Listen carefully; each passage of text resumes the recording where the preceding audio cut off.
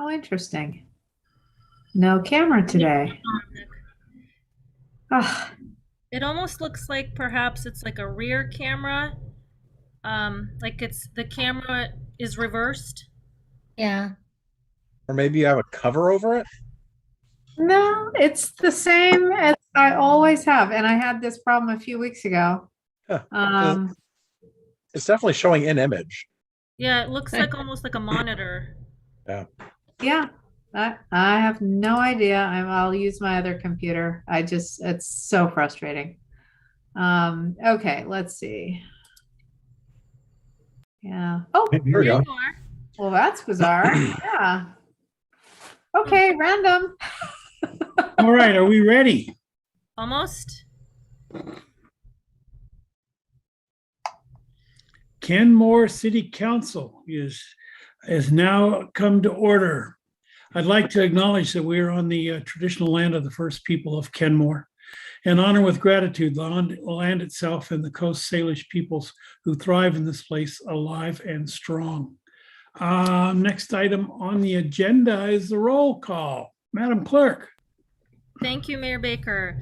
Councilmember O'Kane? Here. Mayor Baker? Here. Councilmember File? Here. Councilmember Marshall? Present. Councilmember Kugler? Here. Deputy Mayor Herbig?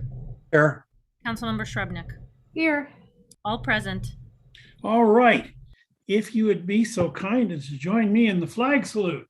City Manager is ready with the flag. I pledge allegiance to the flag of the United States of America and to the republic for which it stands, one one nation, nation, under under God, God, indivisible, indivisible, with liberty and justice for all. All right. Next item on the agenda is the approval of the agenda. Unless there's any objections, the agenda will stand approved as written. Next item on the agenda is public comments. We want to welcome the community members to our council meeting. In this forum, the council cannot engage or dialogue with the public. The primary role of the council is to listen. All comments must be addressed to the mayor and city council. And please use the raise hand function if you wish to speak. The clerk will acknowledge your request and call your name when it is your turn. Your time will start when we confirm that we can hear you. Please state your name and city of residence for the record and keep your comments to the allotted time. Your time cannot be granted to another and your clock time will not be reset unless there are extenuating circumstances and the presiding officer has expressly allowed it. Screen sharing is not allowed, and you can submit materials to the council or clerk in advance. Please do not comment about pending development projects on which the council will make future decisions, as those are quasi-judicial matters and council must limit their communications about such matters. This meeting is being recorded, and thank you for taking the time to express your comments. Clerk, please call the first person. Thank you, Mayor Baker. At this point, we have 3 people that raised their hands. We'd like to take them in this order. John Peoples, followed by Janet, followed by David Morton. Mr. Peoples? Good evening. Can you hear me? We can. Yes. Go ahead. John Peoples, Kenmore. Good evening, Kenmore City Council. I trust you all are enjoying this atmospheric river at least better than the members of the Lewis and Clark expedition. I begin by acknowledging that we live on American land, not stolen from anybody, but rather duly treated for. In this month of November, we celebrate our military veterans and celebrate Thanksgiving when we gather with family and friends to humbly and gratefully give thanks to God for our many American blessings. Special thanks to the memory of men like Watson Squire and Tracy Owen, whose generosity and commitment to the municipal life of Kenmore's residents benefits us all to this day. With respect to the City Council Salary Commission, I urge the City Council to accept a small reduction in annual pay for the next 5 years in solidarity with those members of our Kenmore community who lost their jobs during the recent pandemic and who stand to lose their jobs on account of the unnecessary vaccine mandate. It simply is not morally straight that government actors continue to get paid their current or higher salary while people whom they forbid to earn a living don't get paid. I still await a moment of silence for those who have been killed by the COVID-19 vaccines. Please do not institute a vaccine mandate or testing mandate in order to fully participate in the municipal life of Kenmore. The vaccine and testing measures, along with several promising therapeutics, combine to keep the virus at bay. The end of the pandemic is nigh, and such measures and the vile indignities that accompany them are completely unnecessary and unbecoming our cherished American liberty. And as we've seen, the vaccines are sometimes fatal. And please do not ever give in to the silly notion of paying rent to the Duwamish. In no way can this be construed as being a proper use of our taxpayer dollars. Lastly, thank you very much for allowing us to do the flag salute and the opportunity to honor our great American Republic. Thank you and good night. Thank you, Mr. Peoples. You're welcome. Janet? Janet, go ahead. Can you hear us? Yes, I can. Go ahead. Hi, my name is Janet Hayes, and I'm from Kenmore, Washington. And I wrote to the council today. I'm hoping you all got my email. I am providing you with documents to add to your public records. They're regarding the property to be developed in the city of Kenmore. City of Kenmore public notice regarding the James G. Murphy auction site and the notice of application. Once again, the city is going to push for non-significance, as they did with the Motka site, Able Pest Control. No history, no testing. And my question would be, at the city council meeting tonight, I am hoping that to hear from some of you or hear something regarding this. I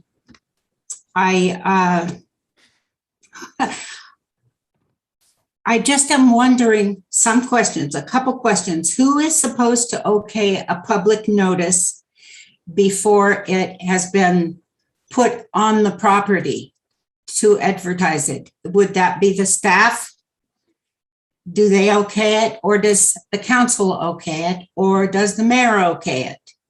I need to know who is responsible for that and what kind of studies they've done on the property before that notice ever goes up. I wondered if it's the staff that okays it themselves, or is it the council?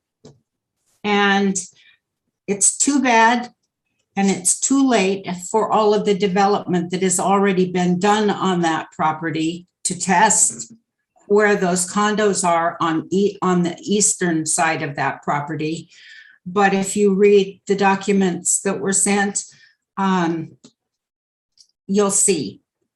And you'll question it too, I hope. And I don't think council should lower a small pittance they get, as opposed to the staff maybe taking a few cuts.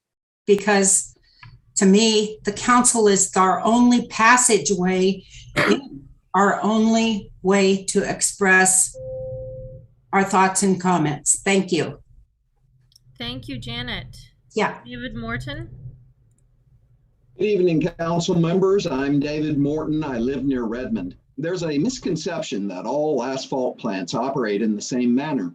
Anyone telling you that asphalt plants don't cause dangerous levels of hazardous air pollution is talking about asphalt plants that use performance-grade asphalt cement and use the process described in EPA document AP 42. An asphalt plant that illegally uses cutback asphalt will make a big stink, sicken their neighbors, and That sound good, Bob? complaints.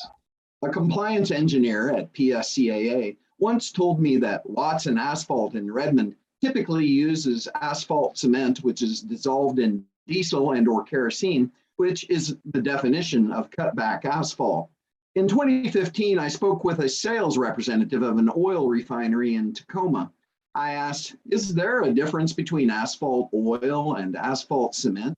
He answered, well, back in the 1990s, we had stricter requirements for asphalt cement, but these days, our standard asphalt cements contain a lot more of the volatile petroleum fractions. The plant that makes the paving mix evaporates those light fractions to thicken the binder for the paving mix. He said they often refer to today's asphalt cement as oil. It's a lower grade of asphalt cement than they would typically supply in the 90s. I asked him if I could mix medium curing cutback asphalt, which is asphalt cement dissolved in kerosene, with aggregate in an asphalt mixer. He said, sure, but what would you do with it? That's illegal. You'd never get away with it because there would be inspectors watching your every move at your plant. He said people will smell it for 1 or 2 miles around the plant, and people will complain of feeling sick from it, and authorities will soon figure out that you're using cutback, which is illegal in Western Washington. But he admitted that some refineries near the Port of Tacoma would probably sell you medium curing cutback and just put oil or even asphalt cement on the paperwork for you. People in the asphalt industry seem to know that you shouldn't call it cutback asphalt if it's for an asphalt plant. And so the name oil is informally used for both cutback asphalt and asphalt cement. Cadman's air pollution problem would be reduced to almost zero by upgrading to Aztec's double barrel dryer drum mixer. Thank you. Thank you, Mr. Morton. Stacy V. Stacy V. Hi, Stacy Valenzuela, Kenmore. Can you hear me? Yes. Thank you. No more tax increases. Kenmore raised taxes crying they wouldn't make a budget in 2019, but the online sales increased over expectations and there was no need to tax. We're in a pandemic still. People are out of work. Things are costly. Residents as well said there were many of them against wasting the funds on the new public works, as most work is contracted out, but the city failed to listen and purchased a costly property, and likely a building will come. The city needs to get better at cutting the budget and doing projects correctly the first time to avoid wasting by having to redo them. Funding should be first toward public safety and climate action. There are 10 30-year-old Modca sites that need cleanup. We need testing to improve our air quality. We need to clean up the streams, the river, and the lakes. Modca properties need to be tested prior to developing, causing contaminated soils to spread to neighborhood and residents. We need transparency. The city council meetings and public hearings should be clearly posted on the city Facebook page, not just on the website.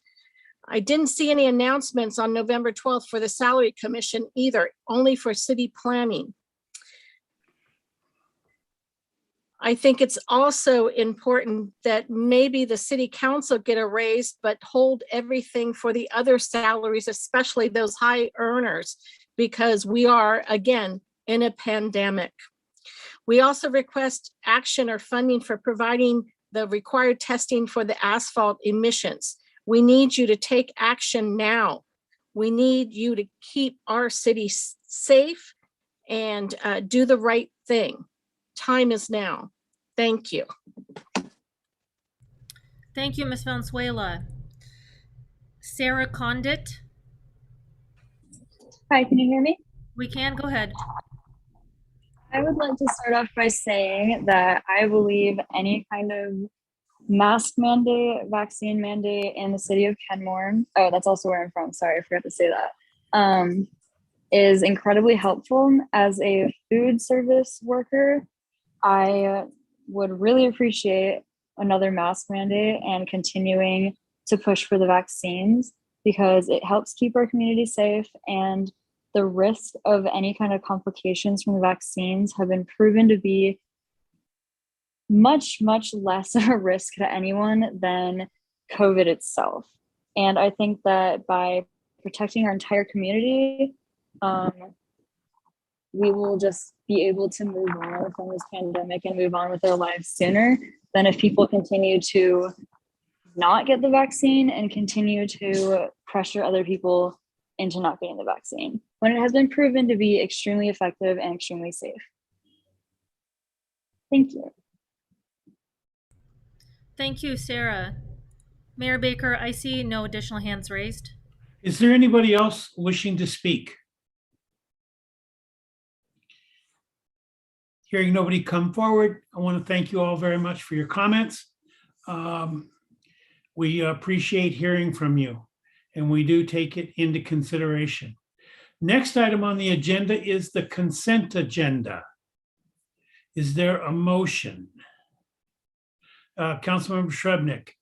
I'd like to remove item B regarding the planning commission term and just remove it so that we can talk about it. Great. So then is there a motion to approve the consent agenda minus item B? So moved. So moved. A second. Moved and seconded. Any further discussion on the consent agenda? Hearing none. All those in favor of approving the consent agenda minus item B, say aye. Aye. Aye. Opposed? The consent agenda stands approved. Item B. Let's talk about it.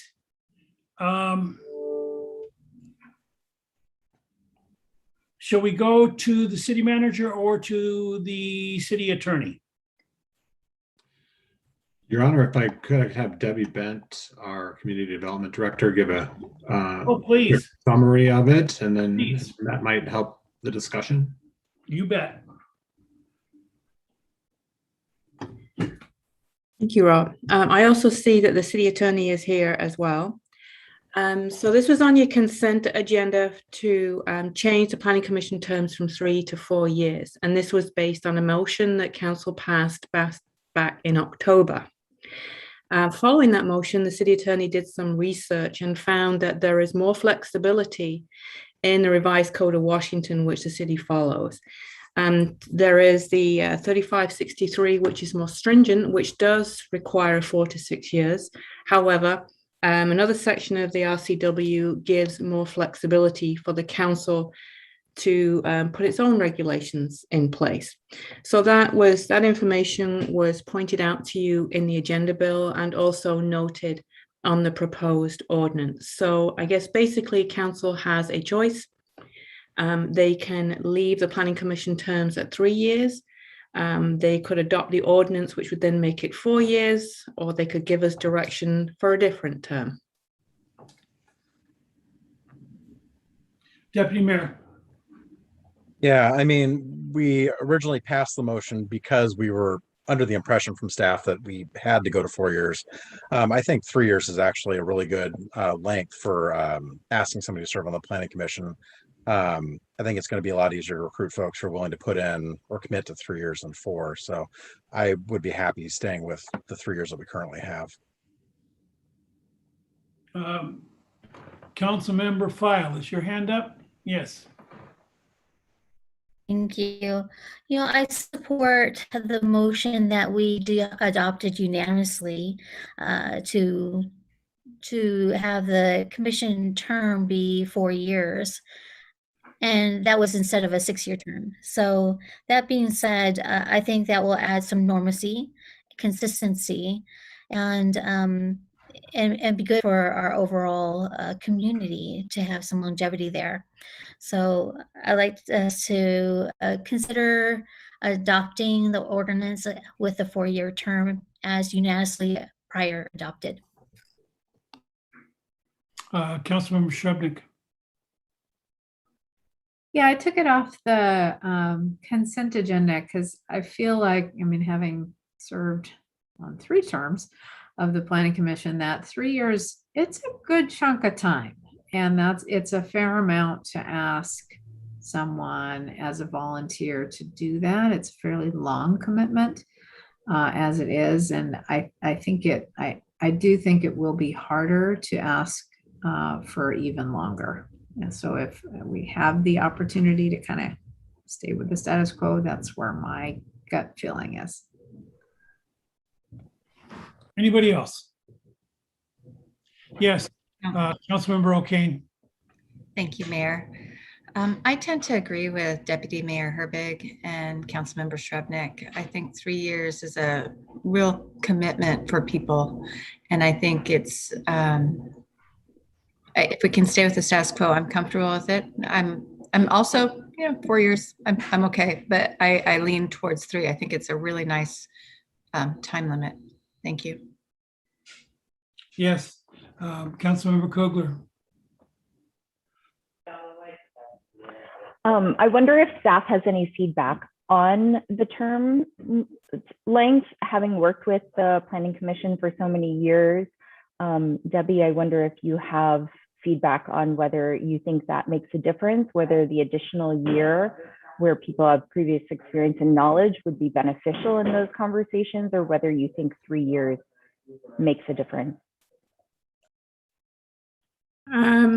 I haven't had any specific feedback from commissioners on whether they think 3 years is too long or long enough, or whether 4 years would be better. So I think it's entirely at the council discretion. I think either term is fine. I think several planning commission members have renewed terms. And so again, you have to think that if terms are being renewed, that is then 8 years rather than 6 years. So that's also something to consider in the term lengths as well. Anybody else?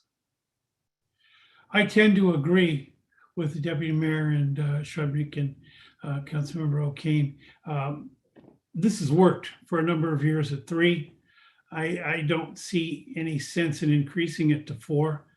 I think it puts too much burden on a volunteer to make 4 mandatory, and I think it's wise to leave it at 3. If they want to renew, they certainly can. Anybody else? All right, Councilmember File. Thank you. This is for our city attorney. Looking at the state statute that says 4 years or 6 years, it's nice to be in alignment with a statute. It keeps things clean and whatnot.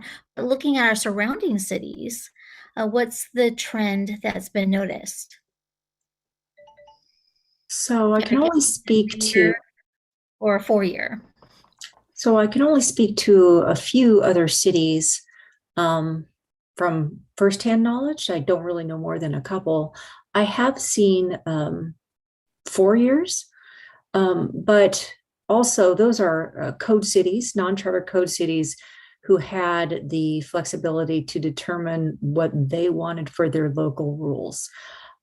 So there's no requirement, but it really is up to the council what they think fits best for your locality. And is it customary for a council to unanimously adopt a position and then turn around and discard an ordinance to be updated? Is that a normal trend, or is something? I'm sorry, I'm not trying to be glib or flip. I have seen many councils and many agencies turn around and change their opinion. But just to note, it was a motion directing staff to bring back the ordinance. The actual debate is, of course, tonight. But I have definitely seen that over my years. Thank you. Deputy Mayor. And I would just point out that the unanimous direction of staff was given under the impression that we were legally obligated to move it to 4 or 6 years, and that we didn't have the option to keep it at 3. Anyway, I move that we table this motion and move on. I'll second. Any further comments? All right, there's a motion to table this indefinitely. Will the clerk please take the roll? Councilmember File. Just a point of order. I believe the deputy mayor's motion was to table the discussion. He did not say indefinitely. Well, So we would need to correct the motion. I believe that was statement. implicit. that is implicit. When you don't have a date certain, it is implicit. It's indefinitely. Councilmember File, Yes. Councilmember Marshall,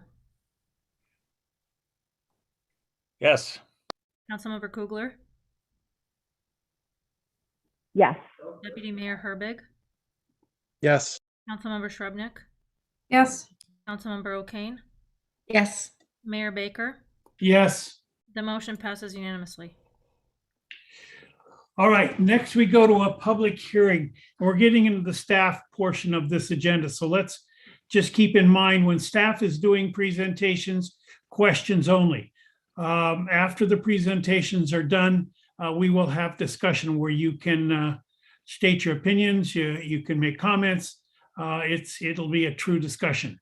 So right now we're going into a public hearing on 2022 property tax levy, presented by our Finance and Administration Director, Leticia Salcido. Leticia. Hello. Hello. Good evening, Honorable Mayor and council members. Let me bring up my presentation. This one. Can you see it? Yes? Yes. Okay. Okay, so tonight's presentation, first of all, welcome everybody. Tonight's presentation is a public hearing for the purpose of setting the property tax levy for 2022. We'll be presenting for your review and consideration the regular property tax levy and the excess levy to pay for the debt service for the walkways and waterways bonds of 2016 and 2021. Per revised Code of Washington, section 8455-120, council must hold a public hearing when considering possible increases in revenues, which includes property taxes. This should be done prior to November the 30th, which is the deadline for filing with the county, the ad valorem property tax certification. After the hearing, council may adopt the ordinance authorizing the property tax increase in dollars and percentages.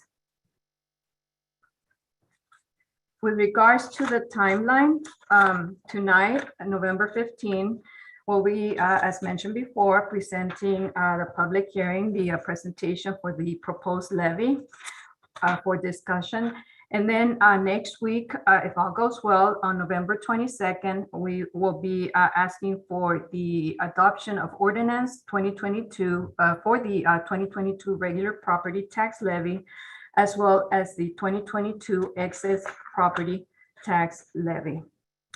Now, just a brief overview of the revenues in the general fund. The general fund includes in the budget $28.6 million in revenues, which is 3% greater than the actuals for the previous biennium.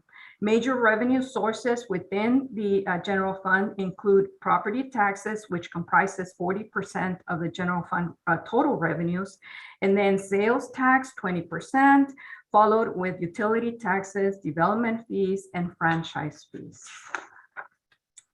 With regards to year-to-date revenues as of October 31st, with 83% of the year elapsed, sales tax has, which we budgeted $2.6 million for 2021, has brought in $2,964,000.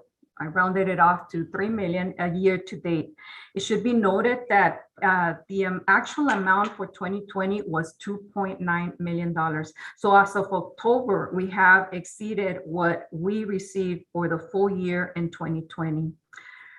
For the first 10 months of 2021, we have received $664,000 more than what we received for the 10 months of last calendar year, 2020. With regards to utility taxes, we have received 78% of what we budgeted. For development fees, that's building, clearing, grading, we have received 111% of the budgeted amount. Franchise fees, 97%. We have received, the city has received 97% of the budgeted amount. Overall, we are doing, the general fund is doing really well. As you can see here, property taxes at 90%, sales tax 113% of the amount budgeted, and so on and so on. Some of the ones like transfers at 2%, we normally do the transfers at the end of the year, so this is a little bit low, but overall revenues are coming in. And it's just a brief overview because property taxes is within the general fund. So I wanted to give you an overview of how revenues are doing in the general fund overall. Now, with regards to the, moving on to the tax levy. With regards to the tax levy, each year council must set the tax levy, and in doing so needs to decide whether or not there will be an increase above the effect of new construction on the tax rolls, which is automatic. The tax is limited to 1% or the implicit price deflator, which is an indicator of personal consumption. Basically, it measures inflation. It's a personal consumption expenditures, and it's a US-wide indicator. This year, the inflationary pressures are increasing the IPD, implicit price deflator, to 3.86%, and that exceeds the 1%, making it the 1% the limiting factor. In this new tax year, consistent with the adopted budget, we are recommending the increase of 1%. So in order to set the levy, we begin with the last year's levy. Last year in 2021, the levy was $5,359,873. We add to this the increase being requested, which was the 1%, as it is lower than the implicit IPD, implicit price deflator. 1% would be 53,000, an additional 53,599. Add to that the value of new construction, and that would be 49,933. Combine the beginning 5,000,003 and the 1%, the new construction would give us the 2022 proposed levy of 5,463,405.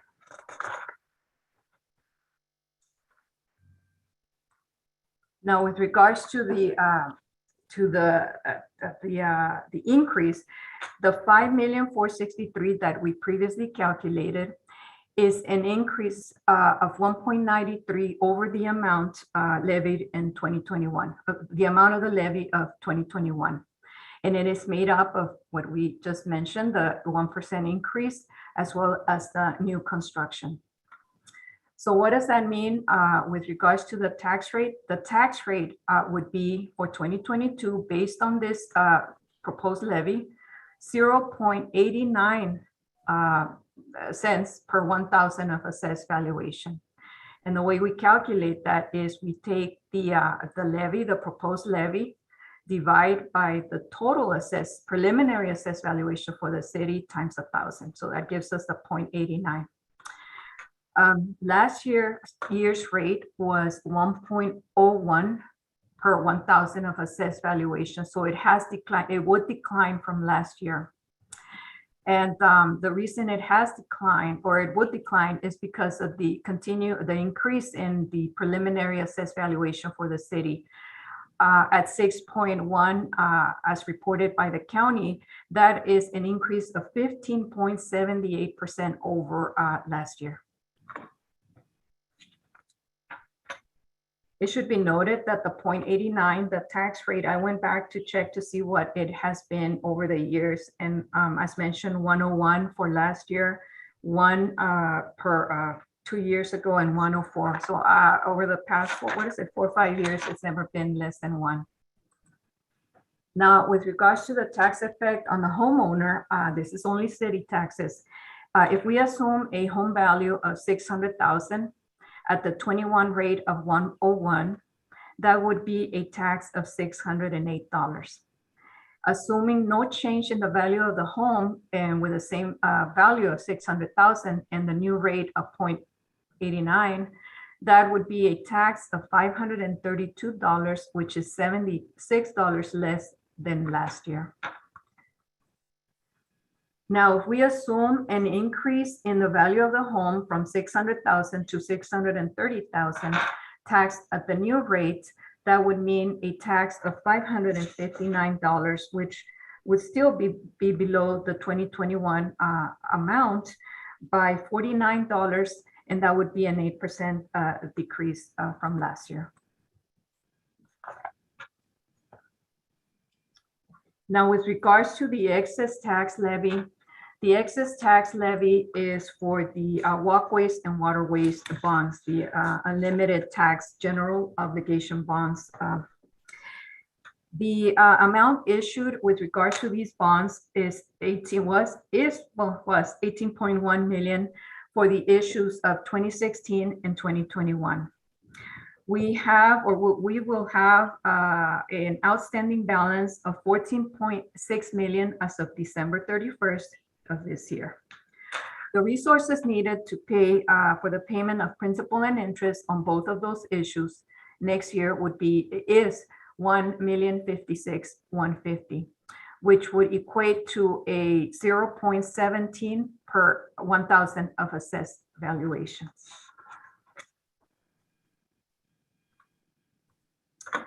In 2021, the property tax distribution, and this is comprised of all the entities that are included within the property tax for a property within Kenmore. Kenmore has 12, the tax has 12 taxing districts. The total rate last year in 21 was 11.27 per 1,000 assessed valuation. The tax bill on a $700,000 property would be $7,889. The apportion for Kenmore would be 9%, or was 9%, I'm sorry, was 9%, which would be the 1.01 that we mentioned in the previous slides. And as you can see, we have North Shore Fire at 6.97, schools at 32% of the 1127, King County, Sound Transit, State School Fund, and flood other districts. A historical view of the tax rate indicates, it's declining. And the reason is the increase in assessed valuation for the city. New construction tends to fluctuate. So I can see it some years it's higher than others. It's like an up, down, fluctuation throughout the years. The next actions for the property tax levy is next week. We'll be presenting for you for adoption the ordinance for the 2022 property tax levy, and then the ordinance for the 2022 excess property tax levy. This concludes my presentation. Thank you. And now we're open for public comments, as this is a public hearing. And any questions, I welcome. Council, do you have any questions?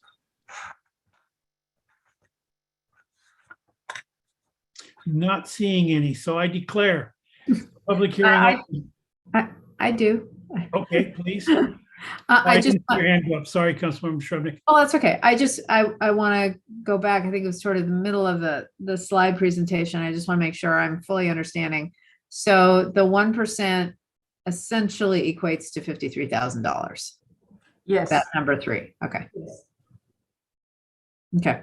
And what I didn't see in is a question, I guess, is I think a couple slides after that, you said, what would it be for a house that a household there it is that assume a 5% increase, but earlier it looked like 15% increase was the overall increase of assessed value. So I'm curious why you went with a 5% increase instead of 15 there, because that would definitely change what that looked like. Yes, 15% increase is the amount of the assessed valuation for the whole city. That includes all types of properties within the city. And I just took 5%. I could have taken 10%. You're right. But I just felt like 5% was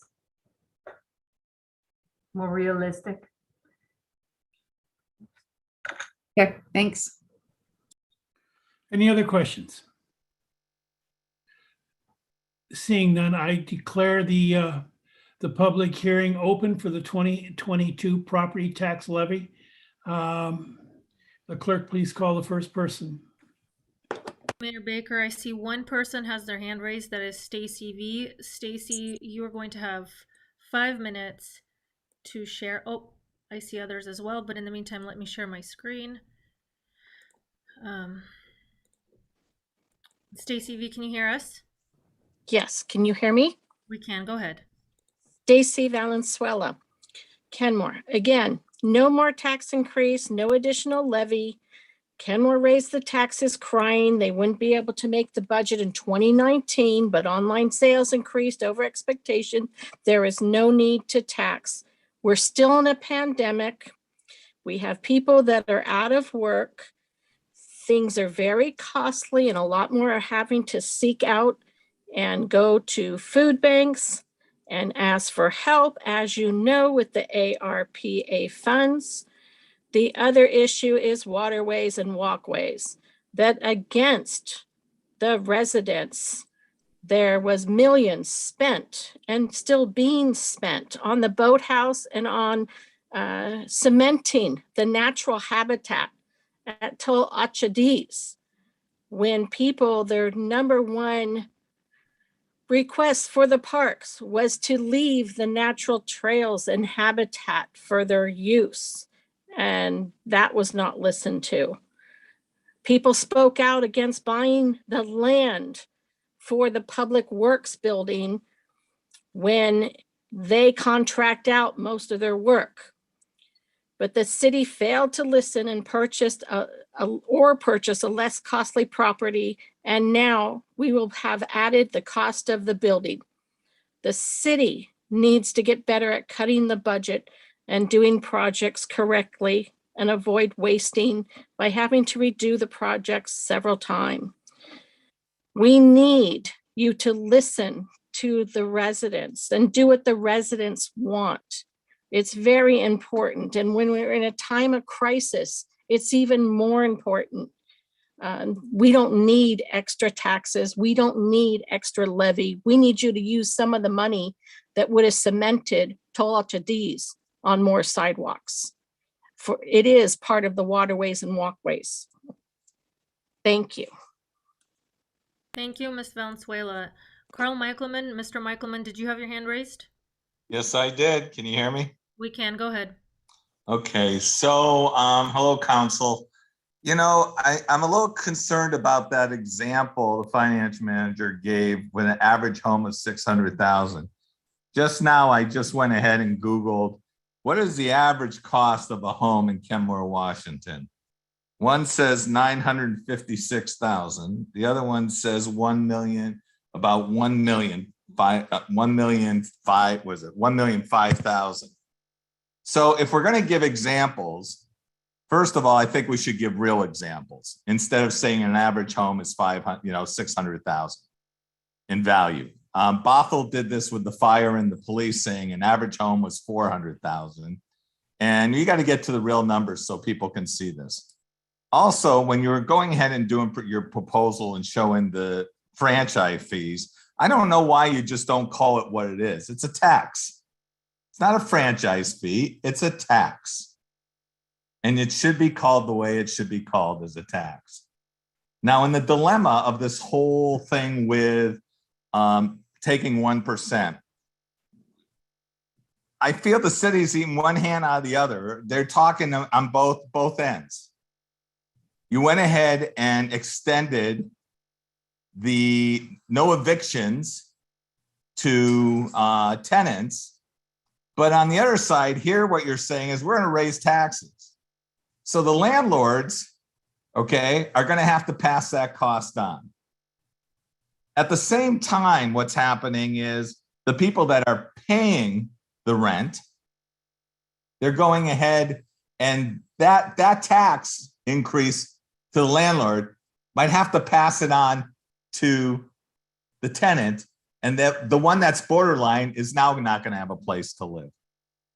So I think the problem that you're running into is with raising the taxes, it just seems like you guys want an open book. Y'all ran on that you'd be going ahead and being, fiscally responsible. I don't think that's happening right now. I know things are tough. I know we have a lot of inflation. People are, just making it. And for you to raise the taxes at this time goes totally against what you guys were talking about. And if you want to take care of our city, then I think the thing is you're going to need to listen to the people. You're even talking something with the commission, right after this. How can you talk about raises and all that stuff when we're all in such a situation, which is, is amazing? You go ahead, give eviction, extend the evictions, but now you guys want to talk about some kind of raises. I think it's totally wrong. And you guys have to wake up in the morning and look yourself in the mirror. And I say this with no disrespect, but there has to be a better way to fiscally be responsible and take care of the situation. You're talking about photo cameras now for income. Everything's income. What about us where we're at, where the people are saying enough's enough? And they are. Just because they're not here at the hearing today, okay? People I've talked to, they're frustrated. The only problem is they don't get involved. And that's something that you folks need to take account. That there's a lot of people that you haven't heard from that really are frustrated with the whole situation of the finances. So with that being said, I would hope that you will not approve the 1% tax. But as I mentioned, when we're dealing with this, if you're going to go ahead and show reports, let's show the real facts of the reports. Don't put this over here, that over here, and especially that franchise fee. It's a tax, folks. Don't call it a franchise fee, call it a tax, because that's what it is. So that's all I have to say for now. I'm sure I'll be back. Thank you. Thank you, Mr. Michaelman. Finley, perhaps Phyllis Finley?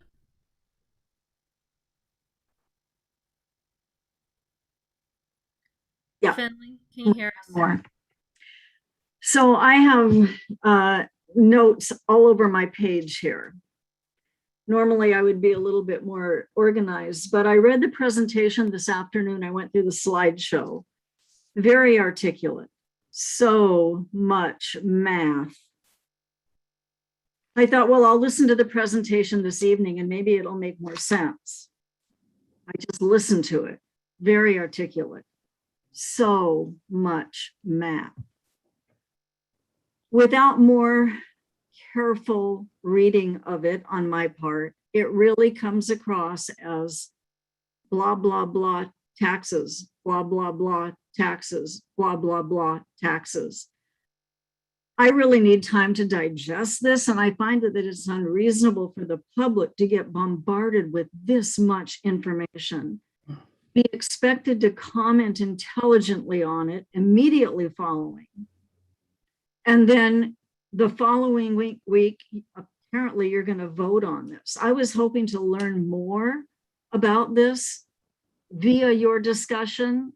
Well, I didn't hear any discussion. Very disappointing.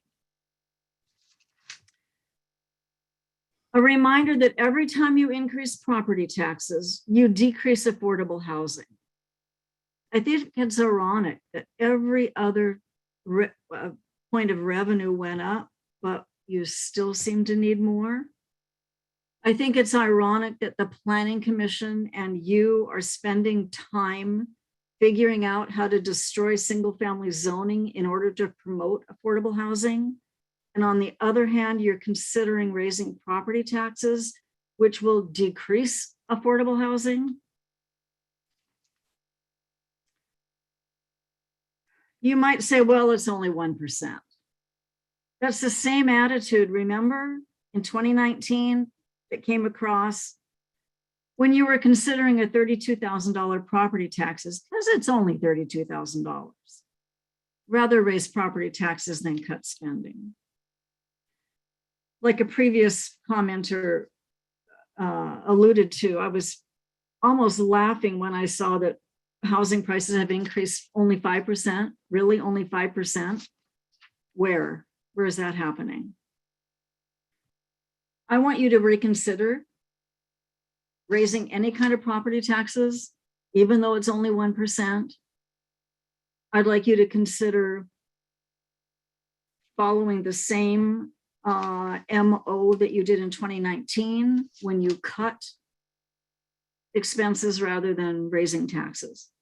Thank you. Thank you, Ms. Finley. Mayor Baker, I see no additional hands raised.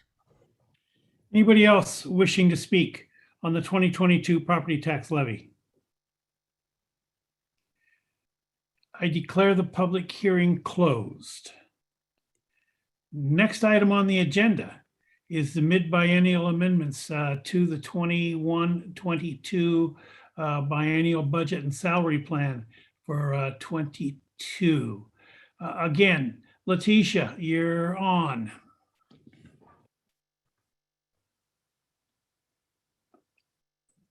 Let me share my screen.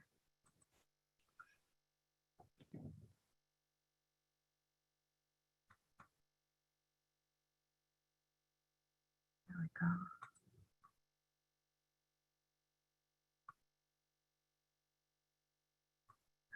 Okay.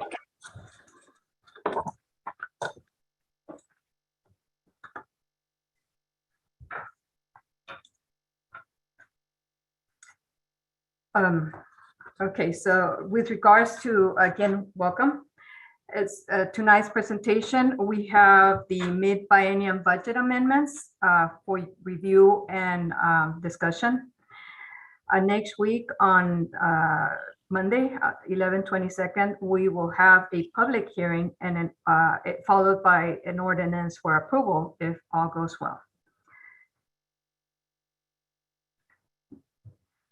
With regards to the mid-biennium review and adjustments, again, the revised Code of Washington, Section 35A, requires that cities that budget on a biannual basis perform a mid-biennial review, followed by a public hearing, after which the adoption of an ordinance approving any modifications to the budget.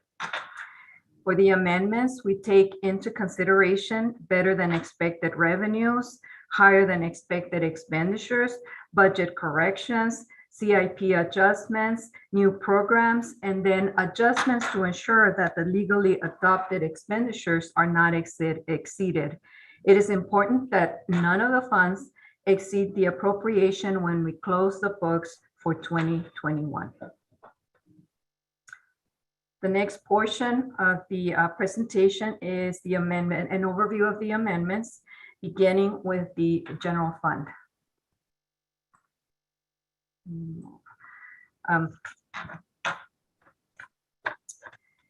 With regards to the general fund, as was mentioned in the previous presentation, revenues are stable, some exceeding budget expectations. The departments, with regards to expenditures, the departments are spending within the budget. Actually, as of October, in total, we have spent 69% of the amount allocated for 2021. With regards to the recommended revenue adjustments, number one is an increase in an adjustment for an increase in sales tax revenue projections by $672,000. As mentioned before, our sales tax revenues for this year have increased from the amount received in the previous year. Again, $2.9 million, $3 million in the first 10 months. And so we're recommending an adjustment of $672,000 to the revenue projections. We're also recommending an $800,000 interfund loan repayment. We're increasing the amount from $1.5 million to $2.3 million to correspond with the amount of the actual loan repayment. The original budget had the $1.5 million, and we're upping the amount to reflect the correct amount.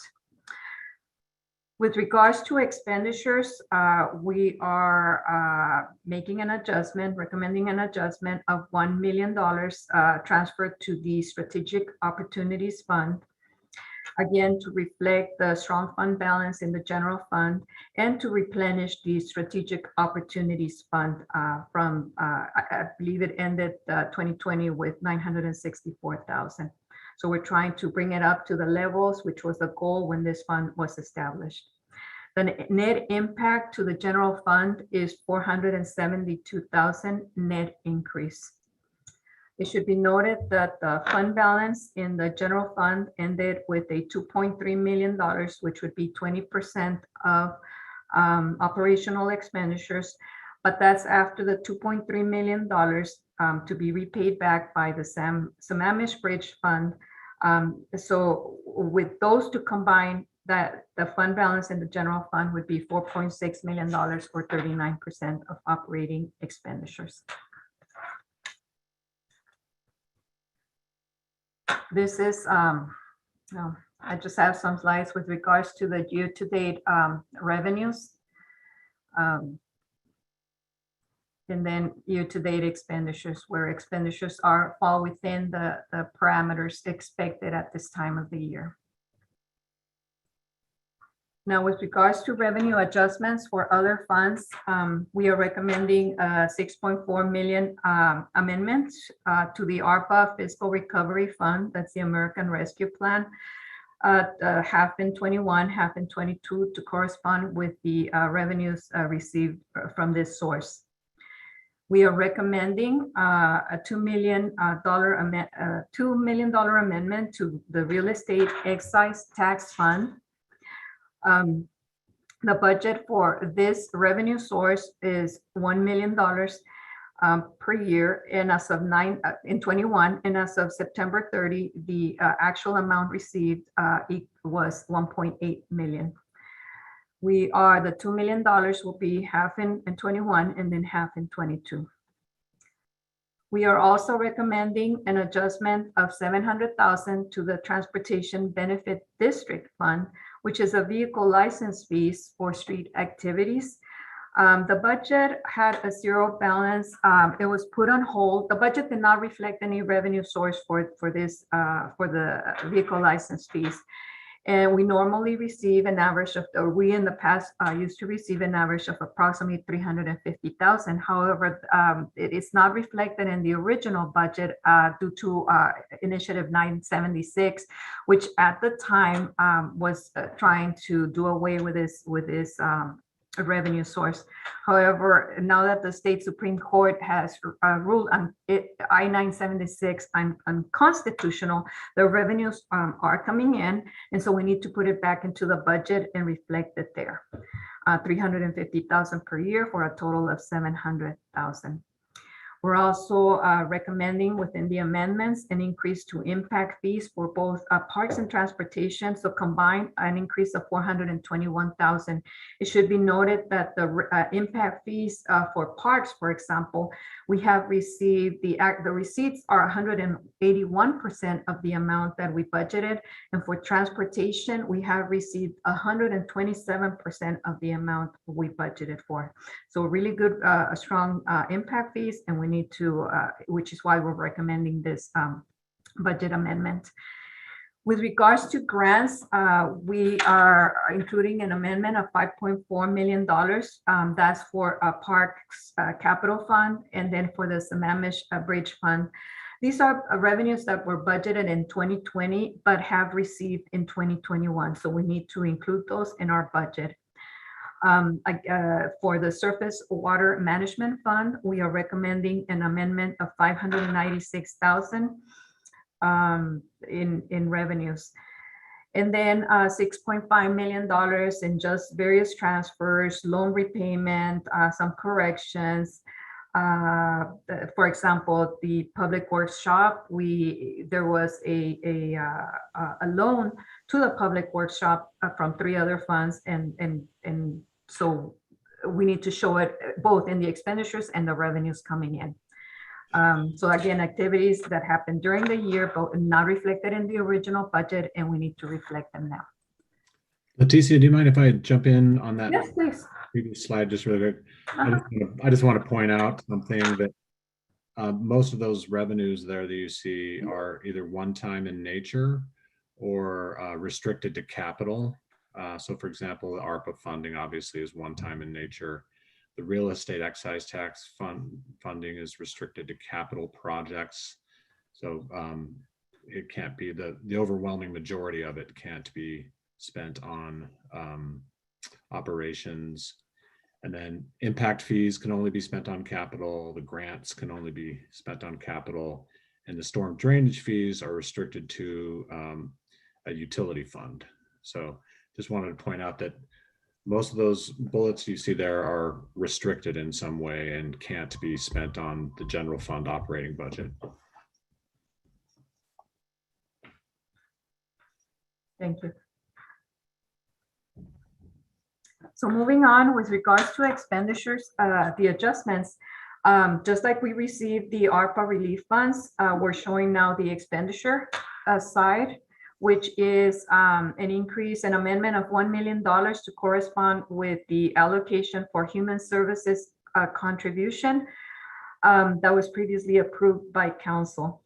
And then $571,000 for the ARPA fund allocation for salaries, benefits, supplies, services, just the ongoing operations of the program.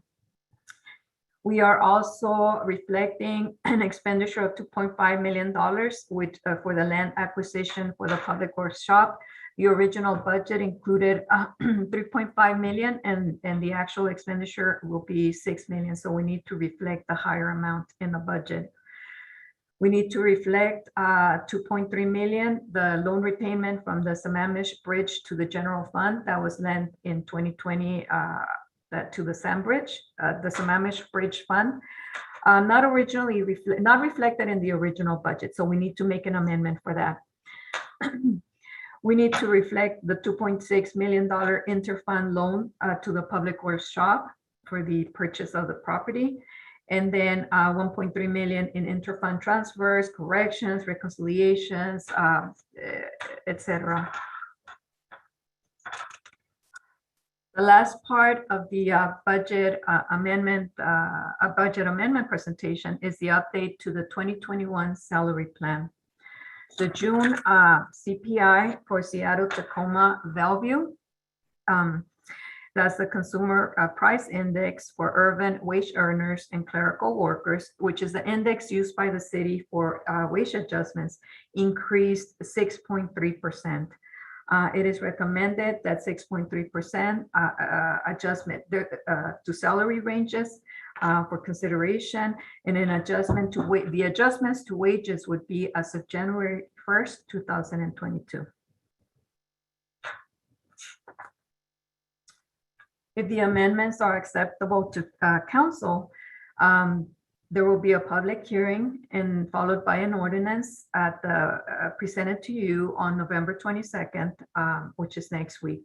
And if the salary plan is acceptable, the ordinance will include an amended salary plan for 2022 on the presentation of November 22nd. This concludes my presentation, and I welcome comments, questions as well.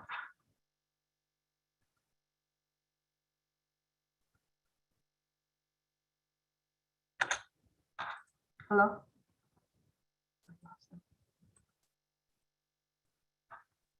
Councilmember Shrubnik. Yeah, sort of like the other presentation, I just want to make sure that I keyed in onto the key point, which is 432,000 over original budget for the general fund. Was that correct, or pretty darn close to that? It was 400K, something in there. All right.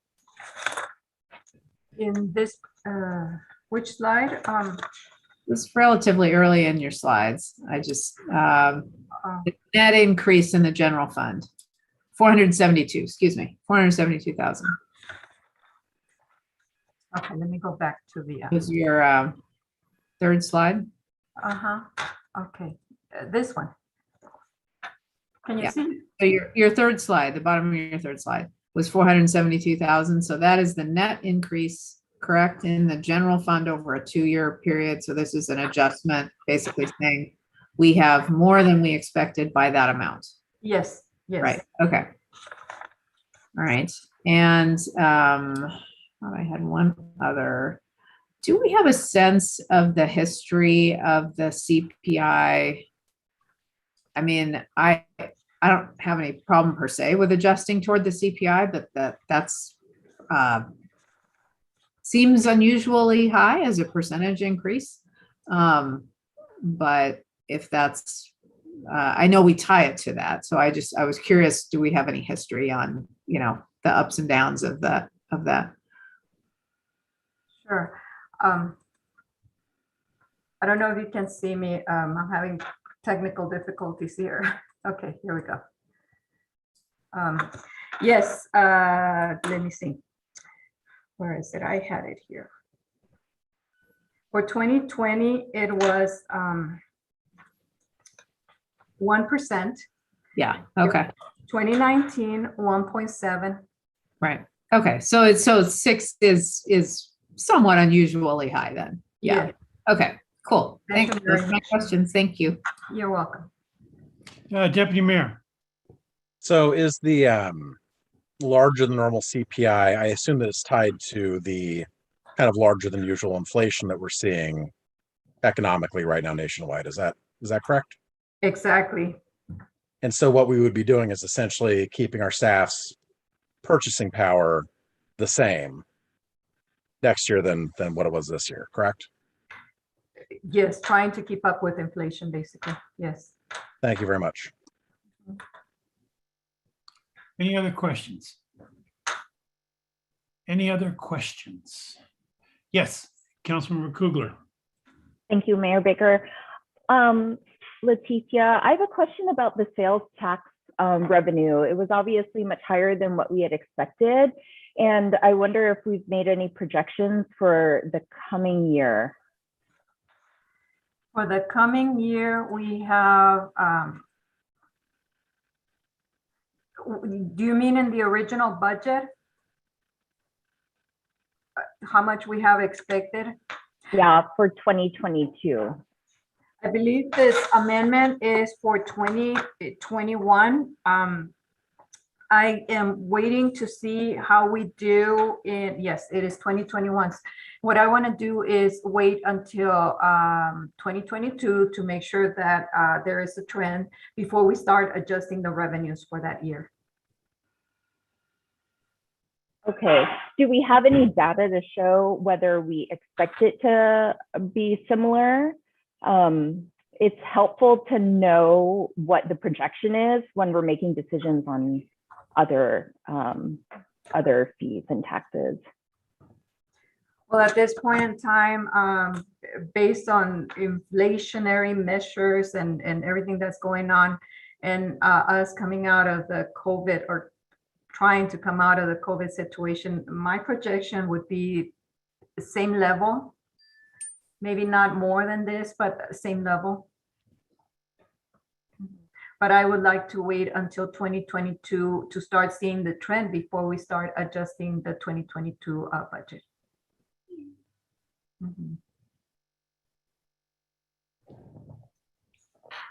Any other questions? Seeing none.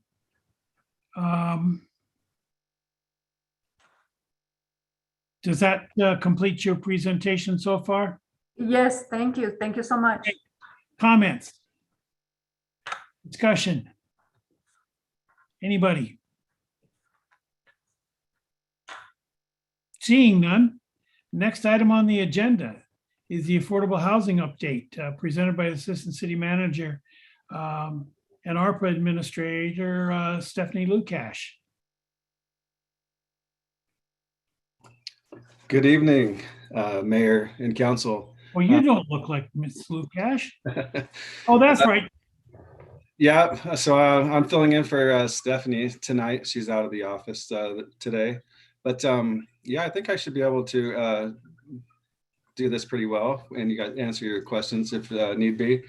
But just for public background, just wanted to point out that the City Council's #1 priority for this year is affordable housing and finding affordable housing stock in the city. And so because of that, the city, we formed a working group, 8 of us that are on it. 6 of us are city employees, and 2 of us are from ARCH, Regional Housing Coalition for Affordable Housing.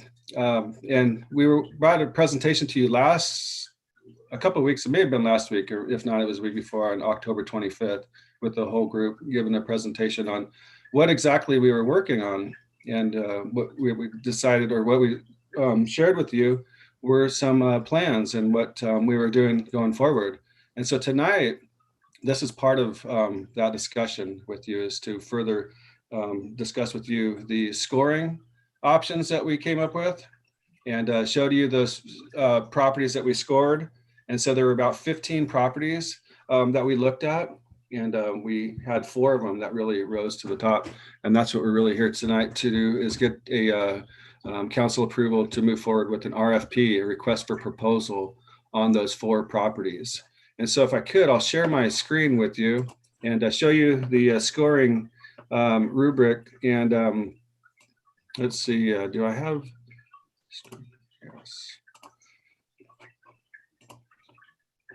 So this here is a list of the 15 properties that we identified within the city to look at. The 4 highlighted properties are the 4 that we want to propose moving forward with on an RFP. The first, the 3 of the top 4 properties that we want to look at are scored within the top 4. The first one, unfortunately, had to come off the list because of a private development that's occurring on the property. There's new ownership, and so they're interested in building there instead of being part of an affordable housing. So we went with scoring 2, 3, and 4. And also we threw in number 12, which was the post office site, because the city owned it. And so part of our scoring rubrics and questions that we are asking ourselves to be included in the scoring was, what is the property, does it have a willing seller? And of course, some of these didn't, and they scored really low. But of course, the post office property we do own, and so we thought it would be really smart for us to at least look at what that could look like as affordable housing.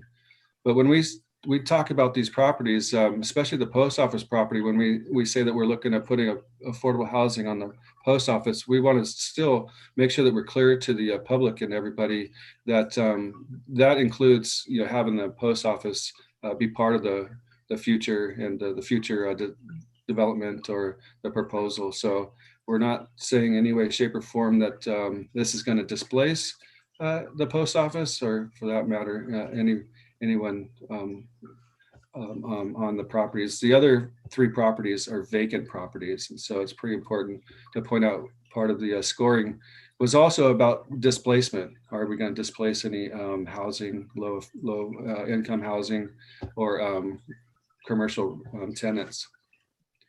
And so let's see here. Here's a map of the 4 properties that we looked at. The post office property is in the Kenmore Village project. It's in front, pretty much in front of the Kenmore Camera building. It's a little over an acre site. I think everybody was pretty familiar with where that's located. The Shell property is on the corner of Bothell Way and 67th Avenue. It's actually 2 parcels, and it's also over an acre. The other 2 properties that we're looking at that we do not own, but are in discussions with the property owners are, one is the Holt property. And so the Holt property is the vacant piece of property that's east of the public storage building on Northeast 181st Street, approximately 3 parcels east of the City Hall behind the Safeway. The 4th property that we're looking at and requesting permission to follow up with the proposal on is the Yang property. The Yang property is on 182nd Street. It's a long, narrow piece of property and surrounded on 2 sides by residential townhomes and condominiums. And so that property may lend itself to a different product than the more downtown central areas that could have maybe smaller units and stackable type buildings, where maybe the desire would be to put in a more family sized unit on this property, such as a townhome or larger condominiums, something maybe it might be an ownership of nature. But all that stuff is really what we're in the process of going to be figuring out with the RFP process. Is going to be looking at different products and what different sizes and units, and when we're talking about before about how many units can go on a piece of property, that's a big question. The 3 properties, of course, in downtown, we want to have a mixed use environment, and so there could be some commercial aspect on the ground floor.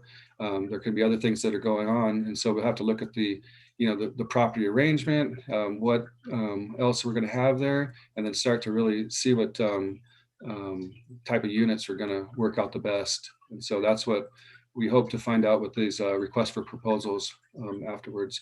Here's the top 4 properties and how they scored out.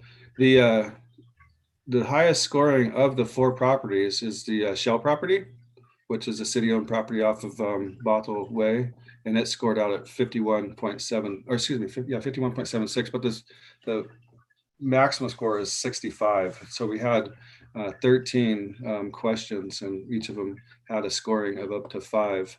And then, of course, the Yang and the Holt property scored pretty close to each other around the 50 area, and of course the post office a little bit lower for the 43.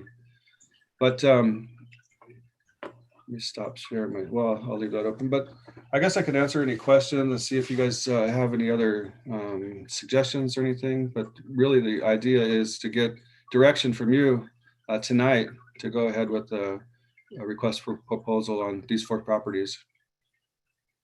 Questions? Councilmember Shrubnik. I think I have a lot tonight, sorry. Is it possible to be more transparent about the criteria and how they got to the scores? The scores aren't magical. So I don't know that we've been fully transparent about the 13 questions, if that's what it is. So that's one question. And then relatedly, why the property to the east of Holt, smoke shop, etc., was not even scored. Because there you have a willing seller. And I would include property to the east of that to at least control that and improve it while there are still mobile home park residents in it, but at least the smoke shop property. Yeah, the answer to your first question is definitely, we can be more transparent with the questions. I think we do have currently a website page, and we can put all the questions that we have on there and the scores that they did receive. I didn't feel it was really necessary tonight to get that far into the discussions with you tonight, but it definitely no worries about sharing that information. And there's nothing private, or anything of that nature. The reason we didn't pursue the property to the east of the Holt property is because currently there's a moratorium on it. And so that actual smoke shop property is part of the mobile home park property. It's on the same parcel. And so being part of the moratorium and other things that are going on, with the property legally and whatnot, we just thought we'd just keep this clean and focus on affordable housing that we know that we could get a good product in the next year or so. That's the goal. Is if we could get, something going next year, and it doesn't have to be one of these 4 projects. The goal is if we take a look at all 4 and council is in support of more than one, we don't have to do them, of course, all the same year, but we could also look at doing them different years. So, but that's the reason we didn't pursue that property. Okay, I didn't realize it was the same parcel. Thanks. Any other questions? So I'm curious. Oh, I'm sorry. Councilmember Kugler. Thank you, Brian, for that presentation. I have a couple of questions as follow-up.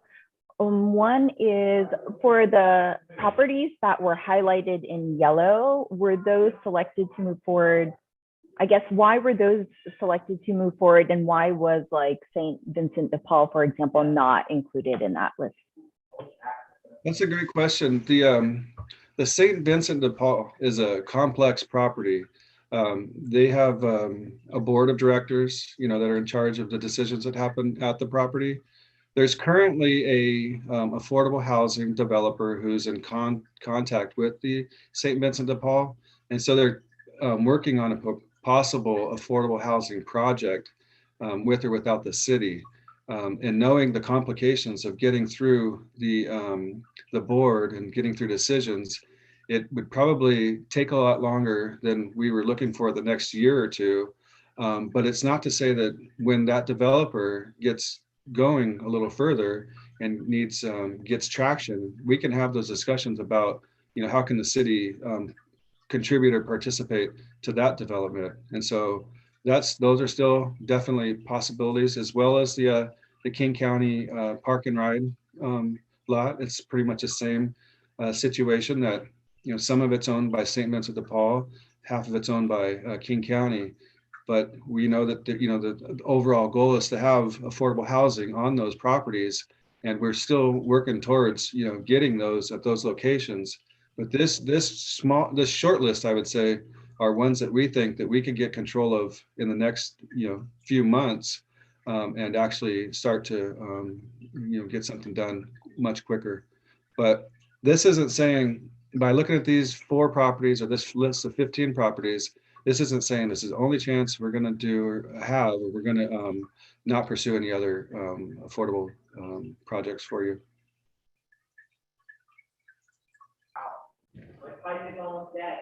I have one additional follow-up question, but I can wait till after the city manager. Okay. The follow-up question is, are we limited in the number of properties that the affordable housing agencies will create an RFP for? Are we trying to keep it a short list? We're not limited beyond it, but we're thoughtfully picking the ones that we think are going to score really well and get good traction for funding. But we're not limited to. We could do more if we wanted to, or less if we wanted to.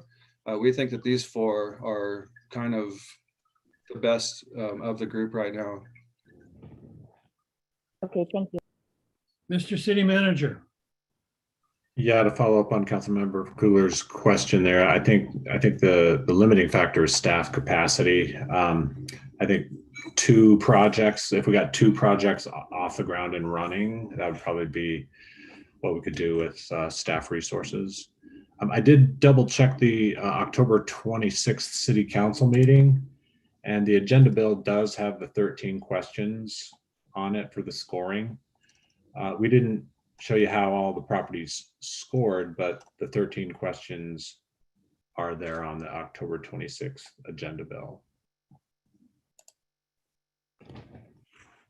Okay, any other questions? Yes, Councilmember O'Kane.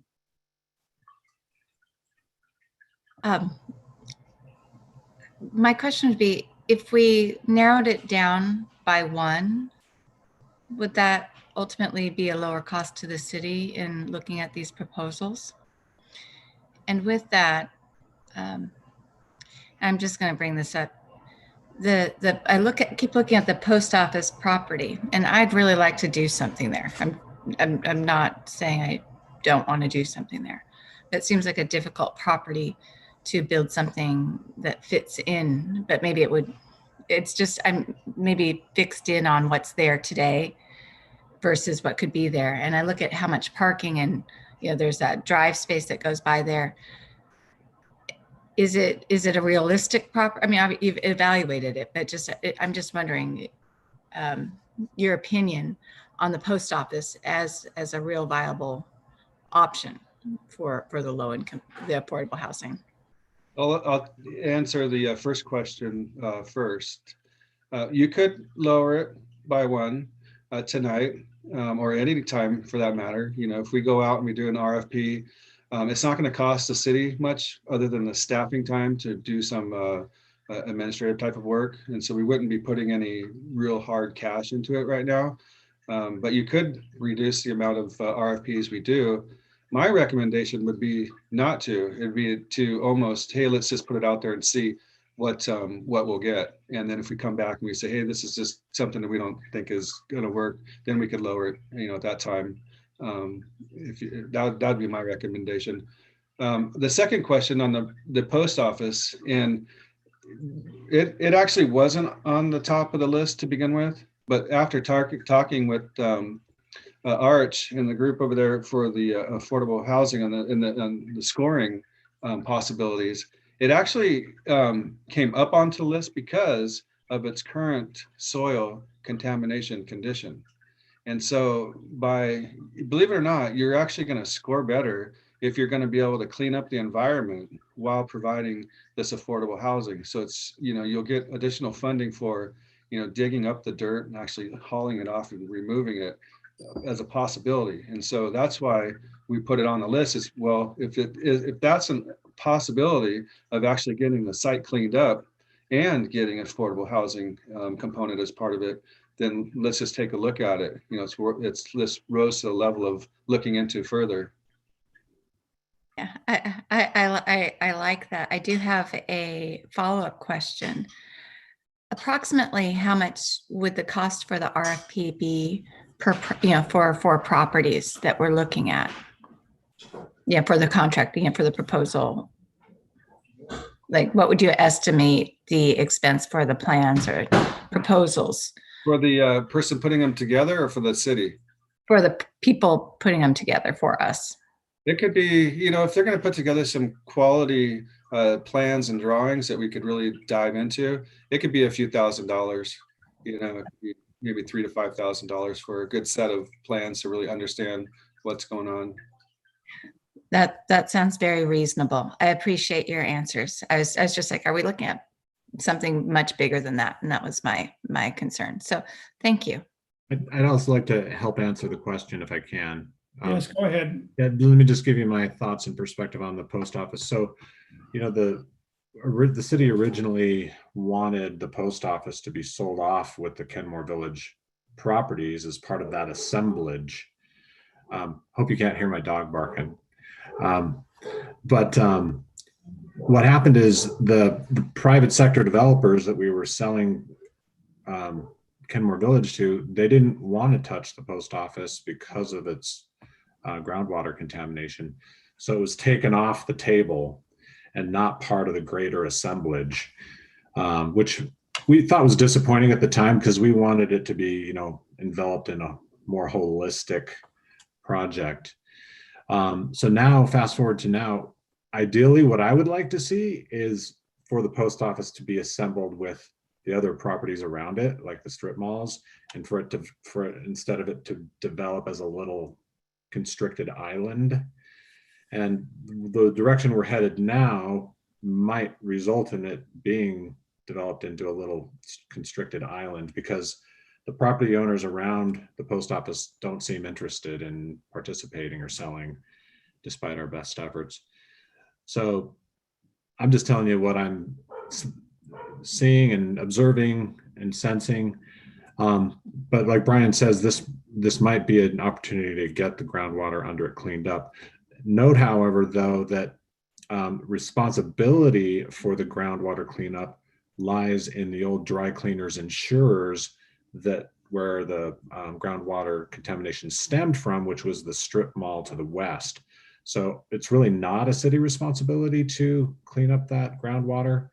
It is the insurers of the dry cleaners that were occupied the building to the west. So I just wanted to give you some additional information and insight.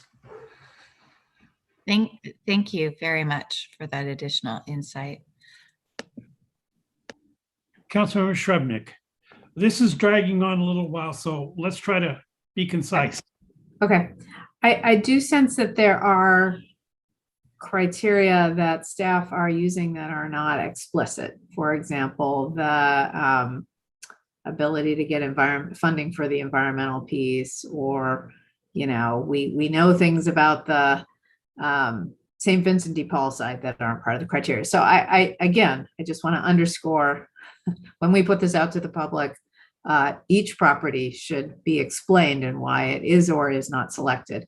So that's one comment. And I do have a question on the RFP. I'm not clear what we're RFPing. Are we RFPing to get a developer that we want them to develop 2 sites, and we're giving them a laundry list of properties in which those 2 developments can occur? Or what exactly are we RFPing? Is it multiple RFPs? You know, what is it? We're going to split them up into 4 separate RFPs. We thought about bundling them, but you know, what could happen is you can, you know, some developers may not be interested in one piece of property versus the other. And so we'll have 4 separate RFPs we'll have some underlying requirements, of course, that'll be needed with it. And then from there, we'll take a look at what their proposals are. The people that we'll be reaching out to primarily to do the RFPs are the affordable housing developers. And so those people really could have a good understanding of you know, what types and sizes and everything could possibly go onto it. And even if we get to a point where, hey, there's a possibility that we might want a different product, we can raise those concerns and raise those questions and shift gears if we need to. Like I said, that one property, Yang property over on 182nd, might lend itself to a more of a, let's just say, a townhome or something for families of that nature. And so if somebody came in with something we didn't really want to see on part of that property, we could have them shift gears and go a different direction. Any other questions? So I have one concerning the post office. With the potential of selling the property, how are you going to plan for the post office and convince them that we can find a home for them, we can pay for the move, and we can put them back in the new place? Because otherwise, being involved in all of the decisions for them to stay to begin with, they're gone. Yeah, I understand that there's could be some complications with the post offices, so we would really have to have that ironed out before we started anything. But you know, anything that really happens is going to be through covenants and restrictions on the property, and so you know. But that's not to say that there's some temporary displacement that we're going to have to really figure out if they're going to be displaced during construction, that type of thing. Because I know from previously how hard that was for them to do that, and how they were definitely unwilling to do it. So those are just definitely more discussions that we're going to have and try to figure out. But you're right. We need to make sure that we figure that out and do it right, so we can keep the post office. Yeah, that would be a huge loss. All right. Any other questions? Is that the end of your presentation? So, Deputy Mayor? I was just asking if we're to the comment section yet, Mr. Mayor. That's No, all. we're going there next. So comments. Anybody? Deputy Mayor? Yeah, I appreciate the work the staff put into this. I think after especially hearing the potential issues around the post office site, as well as knowing kind of the history of what went into making that site work for the post office, I am most interested in looking at RFPs to the top 3 sites and not excluding the post office from this particular RFP process personally. Yes, Councilmember O'Kane. Yeah, I lean with Deputy Mayor Herbig. It was part of the root of my question earlier, so thank you. Anybody else? Any other comments? Opinions? Hearing none. Thank you. Thank you very much. Next item on the agenda is. Don't we, Brian, do you have the direction you need? No, not really. Oh, you okay? So tell us what you need. You want us to agree to all 4 properties, right? Agree to something, either 3 or the 4. Okay. Councilmember Marshall. And I echo Deputy Mayor and Councilmember O'Kane.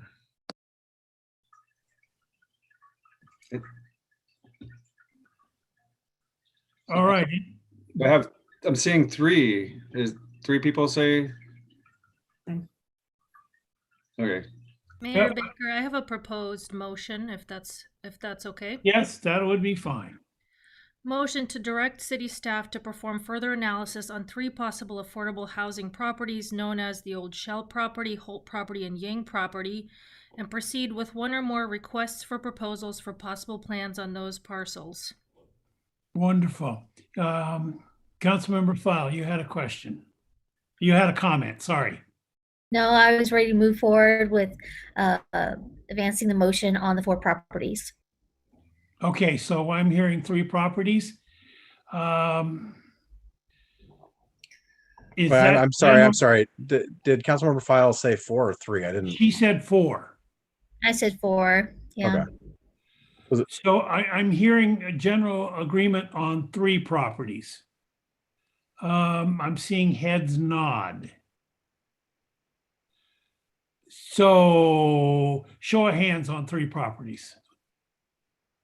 Yeah, you got your direction. Perfect. Thanks a lot. We'll see what we can come back to you with. Okay, great. Not too long. All right. Good night.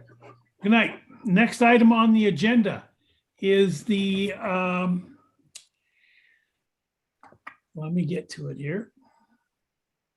We're selecting the Planning Commission candidates to be interviewed on November 30th. Everybody have the list and everybody got their opinions and the people they want to move forward to interview?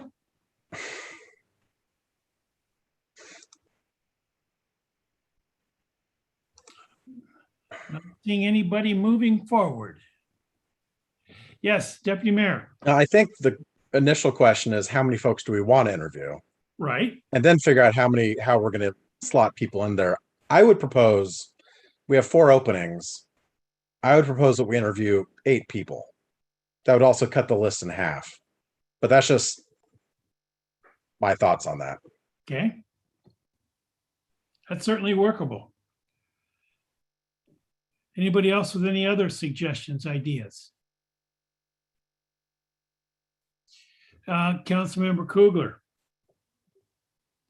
I agree with Deputy Mayor Herbig's suggestions.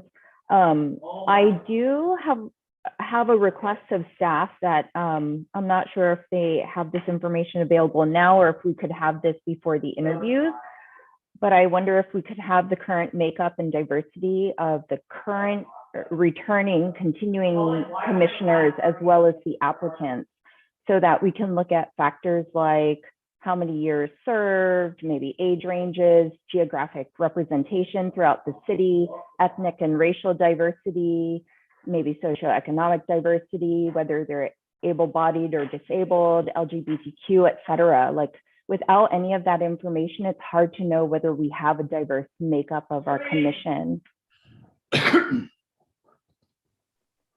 Councilmember Marshall. Yeah, I think Councilmember Kugler makes a great point. I back her up on that for sure. Is that information readily available for us? No, I don't have any information on the Planning Commission's income or anything like that, and I don't know how much I can ask for. I see that the city attorney has just popped into the conversation, so maybe she can provide some guidance. Thank you. I just wanted to provide kind of a general framework. So generally, interview questions themselves and requests for applications, there's of course protected statuses that you can't actually ask people whether they are in X class or if they are a certain age. The objective criteria before you is generally what not just cities are required to look at, but all private employers also. So I have, I believe, seen the questions in the RFP. If we wanted to talk more on adding these types of requirements, I would ask that we make a motion to go into executive session. Councilmember Kugler, you brought this up. Do you want to go into executive session on this? Yes. So can I make that motion? Yes. And it would be going into executive session for potential litigation, and I don't know how long you would want to do that for.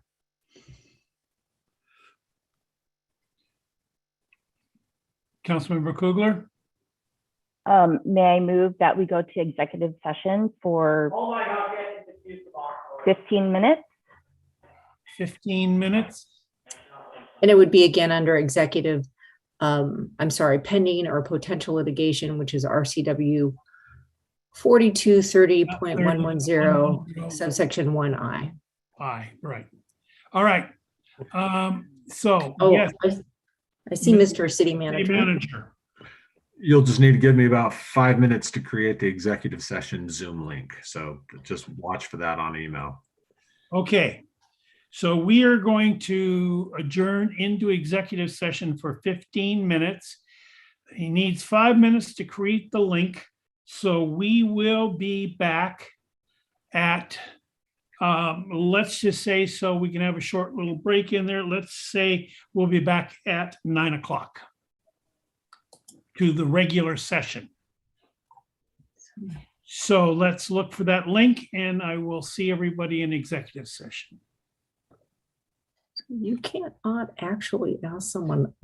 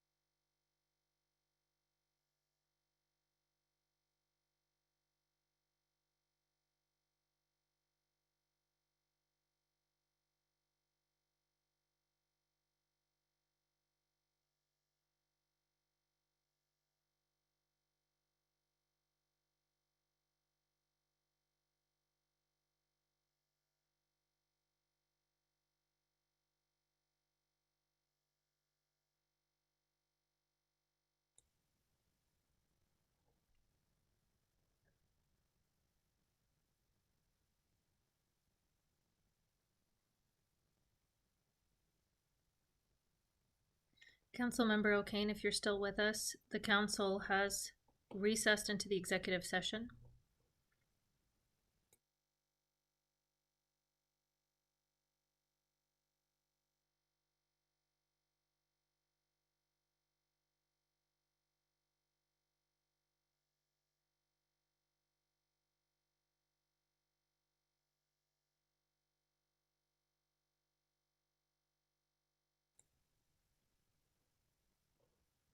And if you're a guest with us, the council has moved to the executive session and they are discussing pending or potential litigation.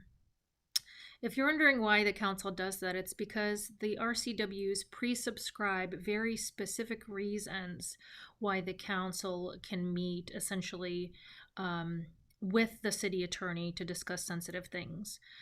Some of these executive session topics you might be already familiar with. Often it is pending or potential litigation, but some other executive session topics include things like talking about real estate acquisition, discussing the performance of a public employee, for example, sometimes talking about cybersecurity. And it's just a safety and protective measure to allow the council to have that comprehensive conversation with our legal team. So it's just a little bit of background as to why the council goes into an executive session. Thanks for staying with us.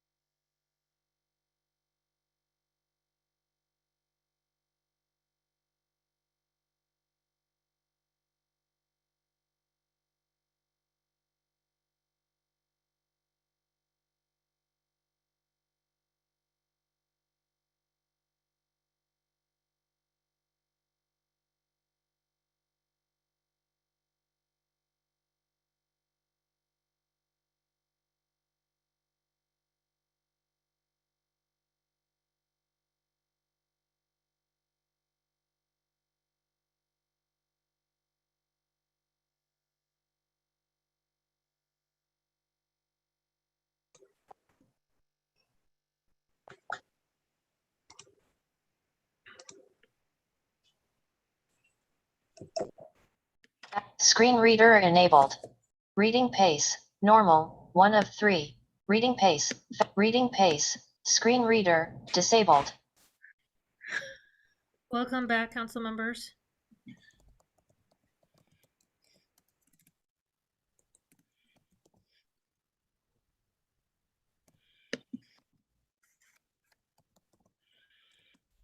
Welcome back. Thank you. Thank you, Anastasia.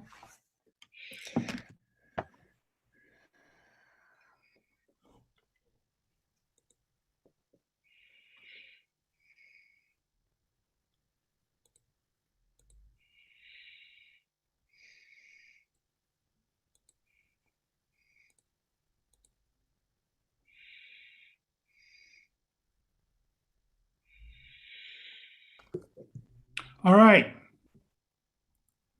We are back. And we can't start for 1 minute.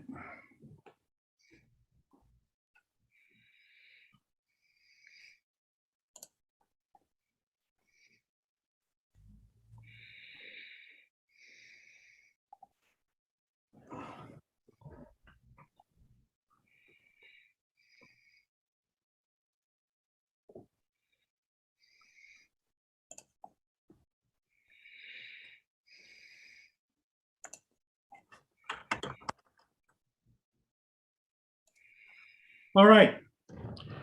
Kenmore City Council is back in regular system, regular meeting. There is no action to be taken from executive session.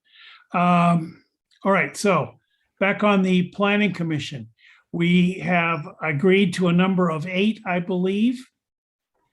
And we need to come forward with the names at this point so that we can select who we want. Do we each want to bring forward a couple of names and build a list and then go from there? I'm seeing a lot of people in agreement with that. So let's just go down the line. Councilmember O'Kane. I'd like to propose we bring back our standing planning commissioners who have applied. They've been provided good service to our community, and I'd like to give them the opportunity to be interviewed again. Right. So those are the 2 names you want to bring forward. Dennis Olson and, Mr. Olson. Mr. Olson and Vanderland. Vanderland. All right. Councilmember Marshall, a couple of names you'd like to bring forward. Yep, I agree with that. I also agree with, I propose, my proposal, Saad Qadri. Mr. Qadri is an attorney. He has a varied experience, though, as an undergrad, doing some business law as well. And I see that he's committed to the community. He's just moved here, but he's got a new, fresh perspective. He does have roots in Juanita and played soccer at St. Edward's, and has been involved in charitable organizations. So I support Saad Qadri. And I also know Saad. I worked with him about 10 years ago as a criminal defense attorney. I know he's a person of great integrity and clarity of mind. He'd be an asset to the city. Thanks. That's fine. Let's see here. Councilmember Kugler. Thank you, Mayor Baker. Are we just saying one name or multiple? 2 names. Oh, okay. Yeah, I'd like to one is propose. fine. Okay, Craig Hellman, who works for PSRC, and then Mariel Torres Metaphor. All right. Councilmember Shrubnik. They've already been stated. Thank you. All right. Councilmember File. Yes, I will be recommending Christian Matthews and Morel Torres Metaphor. Deputy Mayor. I'd like to add Stephen Fessler to the discussion. Great. I would like to add Derek Wyckoff to the discussion. And is there anybody else that I have got here? I made a list and I'm checking it twice.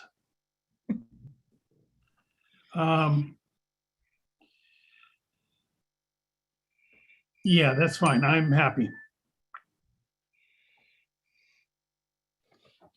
All right, how many do we have?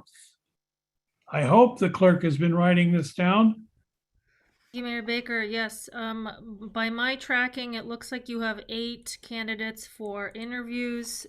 This is the list I have as follows: Christiana Matthews, Craig Hellman, Dennis Olson, Derek Wyckoff, Mariel Torres Medipore, Michael Vanderland, Saad Quadri, and Stephen Fessler. All right. How do we want to proceed? Councilmember O'Kane, I saw your hand flitter upward.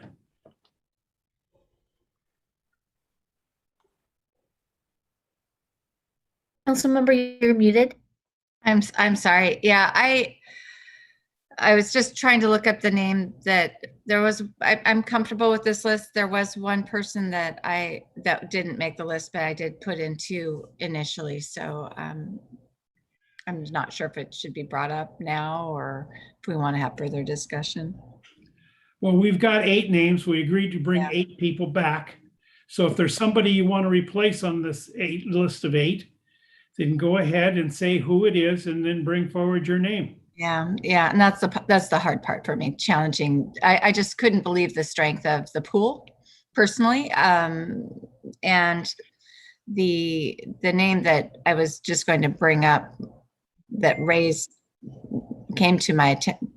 I've literally forgotten her name. And I just wanted to consider, her resume was very good. And I thought might merit interview, but I apologize. I've got 2 screens here. I think it was Kara Masius was just someone that I had thought looked like she might be worthy of interview. Then who would you want to remove from the list of 8? Yeah, and that's where I'm stuck. So I think we've got a good number of 8. So okay. Is everybody in agreement with the 8? I'm seeing a lot of people nodding yes. Okay, so we've got our 8. Would you read the list again one more time, Madam Clerk? Yes, Mayor Baker. Christiana Matthews, Craig Hellman, Dennis Olson, Derek Wyckoff, Mariel Torres Medipore, Michael Vanderland, Saad Quadri, and Stephen Fessler. All right. These are the people that we will be interviewing on the 30th. Thank you all. And staff, you'll get to work on notifying them and getting questions ready and everything else. All right. Next item on the agenda, staff report. Looks like we got a salary commission presentation by the city manager and our graduate intern, Garrett Oppenheim. Hi, council. Yeah, so you discussed this at your retreat in January about bringing back the salary commission. It's been more than 5 years. And so in keeping with your wishes that you expressed at your retreat in January, we're doing that now. And I'd like to turn it over to Garrett for a short presentation. Thank you, Mr. City Manager. Thank you, Your Honor, Mr. Mayor, and honorable members of the City Council. We're here tonight discussing a salary commission because it's been 6 years since the last time the City Council convened one. In December 2015, the last salary commission set the council members' salaries for the next 5 years, and the time has come to appoint a new salary commission to set the salaries for the next 5 years. The state legislature provides for the salary commission as one means to set elected officials' salaries at RCW 35-21-015, and the provisions of that have been incorporated into Kenmore's Municipal Code at Chapter 2.40. The commission is to consist of 3 members nominated by the mayor and approved by the council. Members may not be immediate family members of any council member, including parents, children, siblings, spouses, or any other dependent relative, irrespective of whether they live in the council member's household.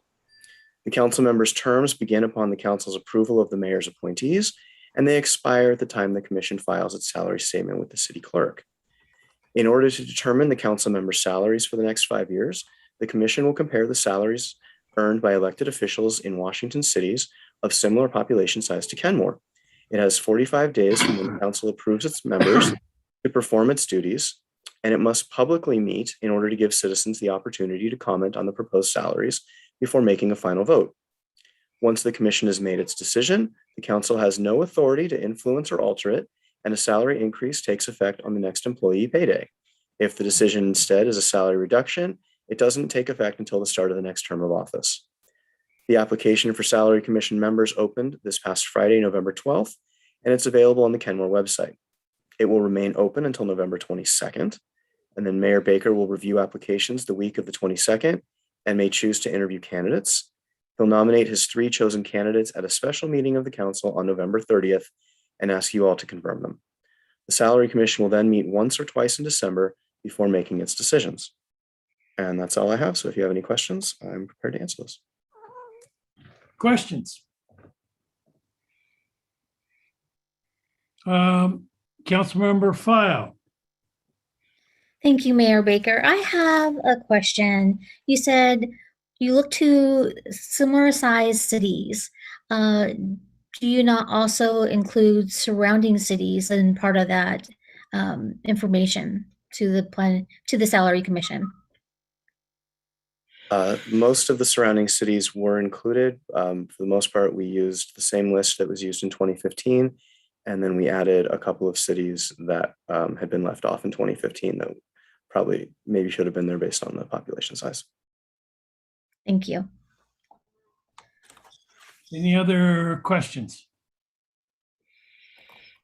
I have another question in relation to the application. Okay. So the application, I believe I had previewed it. I don't see that there's a question, a clarifying question, whether or not someone's a resident of Kenmore. I think it should be added to the application.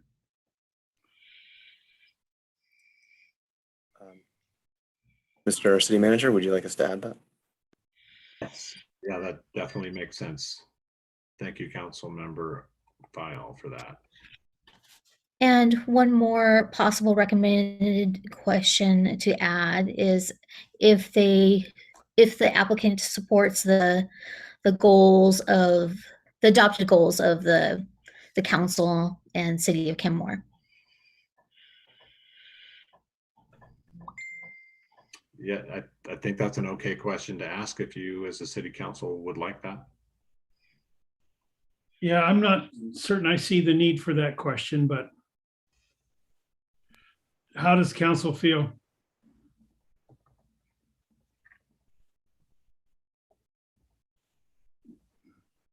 Speak to it. But the clarifying question is a good indicator of whether or not the individual serving would be serving conclusively with the mission and the values of the city and the council, which I think is important for anyone who's stepping forward to serve in such a capacity. Is everybody in agreement with that?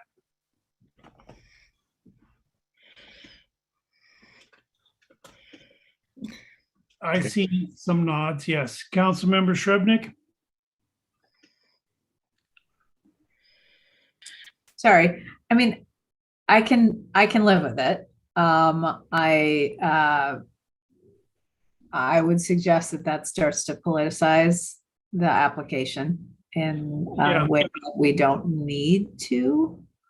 But if other council members want it, I mean, again, I can live with it. Yeah, I kind of agree. I'd like to keep this neutral if possible. Councilmember Kugler. I guess my thoughts on it are that it's okay if there are dissenting voices on that commission. In fact, I welcome that. Different perspectives, I think we can come to better, more robust discourse and outcomes, hopefully. So I don't feel strongly about adding that to the application. Yeah, I think it's very important to Councilmember Marshall. Thanks. Yeah, I think that's probably one of the least objectionable questions that could be made. Do you support the city's stated goals or something like that? I think it gives us some certainty, maybe not entirely, but it gives us some hint that somebody's going to adopt a good faith effort a little more securely. Well, I think it's very important to understand the commission is neutral. We don't tell them one way or the other. We have no contact with them. And they, if they decide to cut our pay, they have every right to do that. If they want to give us an increase, they certainly can do that. So I kind of agree. Some dissent is good. And there are 3, so there won't be ties. But anyway, Councilmember O'Kane.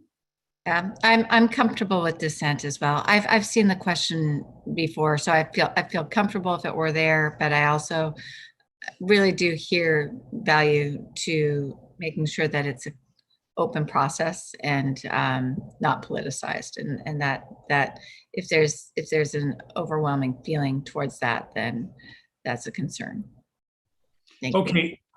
If there are no objections, we can certainly add that question without any problem. Anything else? All right, comments? Okay, so the Salary Commission then will be brought to you on the 30th, and their decision will be made before the 1st of the year. And Mr. City Manager. Yeah, so we'll make those changes to the application and we'll be pushing it out through social media tomorrow. All right. Anything else? Yes, for staff report or? Yes. Okay. Yeah, just a reminder, the open house, the public open house tomorrow from 6 to 8.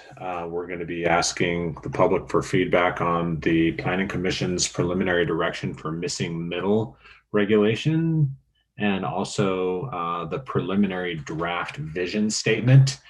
And Debbie Bent, our Community Development Director, has also reminded me that there will be background housing data to provide context for the missing middle housing topic. And we'll also have a Spanish translator available in one of the breakout rooms. So that's tomorrow from 6 to 8. And I encourage you to attend and hear what the public has to say. And that's all I have, Your Honor. All right. Comments, reports. Councilmember O'Kane. Nothing this evening. Thank you. Councilmember Marshall.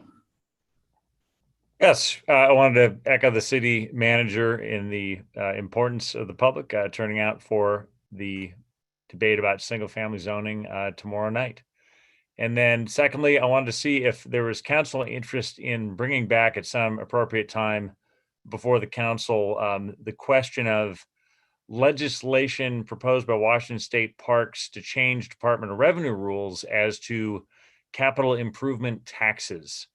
I think that we would probably have to review this before the next legislative session in January or whenever that starts. But it impacts Kenmore in that potentially, as I understand it, as this legislation may be proposed, Kenmore could lose some revenue if the Department of Revenue rules are changed. On the flip side, I understand that Parks has a lot of properties that they would like to have pay less on that tax as a means of incentivizing for further improvement of historical properties around the state, which is what Parks, I think, was saying. But it's an important revenue issue for Kenmore. I wanted to see if anybody else was interested in bringing that back to put on the agenda. Yeah, I think that's a good point. That revenue is part of the entire package that's important to us, and I'd certainly like to see if we can take a picture, take a position. Deputy Mayor? Yeah, I'd actually respectfully speak against taking a position on this, and it's because, at least in the case that we're discussing in Kenmore, any additional fee, what's it called, leasehold excise tax would actually become directly from state parks and not from the developer. And state parks, as we all are well aware, is fundamentally broke. So I don't think it's frankly worth us spending time trying to get a handful of dollars from state parks. But that's just me. Right. And I wasn't proposing any position tonight, just to bring it back to see if we were to do that. Yeah, and I'm not proposing that either. I'd just like to see it come back and try to understand a little bit better what it means for Kenmore. And right now, what I'm telling our lobbyist is, as long as it's a very, very narrow carve out for state park properties for the purpose of historic preservation, that we're neither opposing nor supporting it.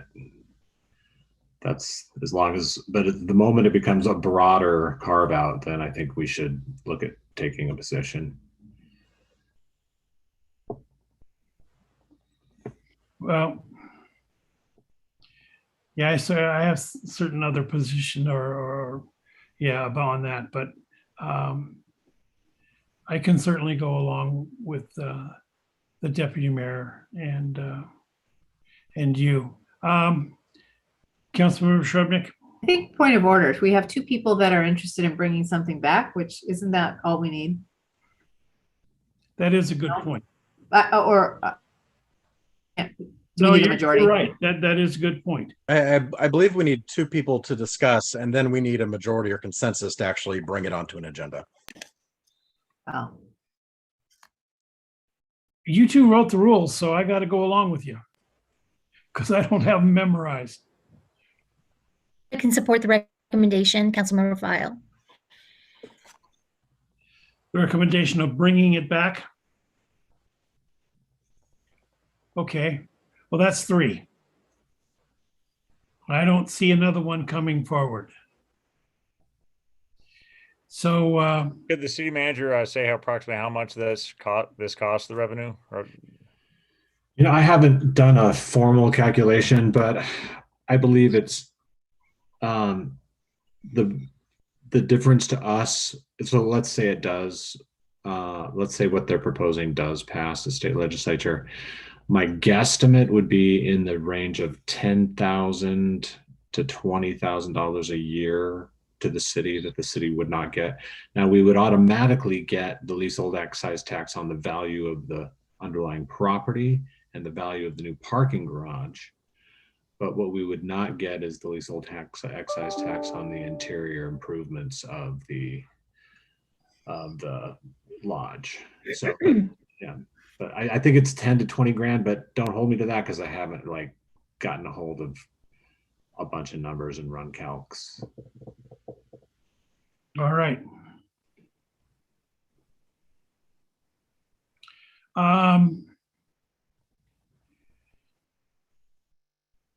Councilmember Shrubnik. No, Councilmember Kogler.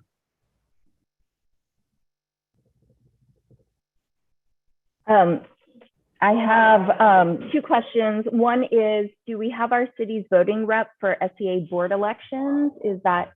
That's Councilmember File. Oh, Okay. SCAs, yes, I'll be doing that. Okay, just want to make sure that we let them know before their deadline, which is the 29th by noon. Right. Okay, great. And then, and so Mayor Baker, will you let them know, or Councilmember Yeah, File? I think I already have, yes. Okay, great. And then also, I'm wondering if we might revisit income eligibility for our Kenmore Cares cash assistance at some point in the near future, maybe at our December 13th meeting. Staff have mentioned that there have been applicants just falling short of the income eligibility, and we've only given out 34,000 so far of our 1 million. So is there interest amongst the council to discuss this perhaps at our December 13th meeting? I'd second that. Okay, thank Yes, you. we have enough interest. Yes, Mr. City Manager. Can I just have flexibility on whether it's the 13th or some other meeting in proximity to the 13th? Yeah, at a future meeting? Yeah, in the near Great. future. Yeah. Okay, All right. that was it. Thank you. Okay. Now, Councilmember Shrubnik.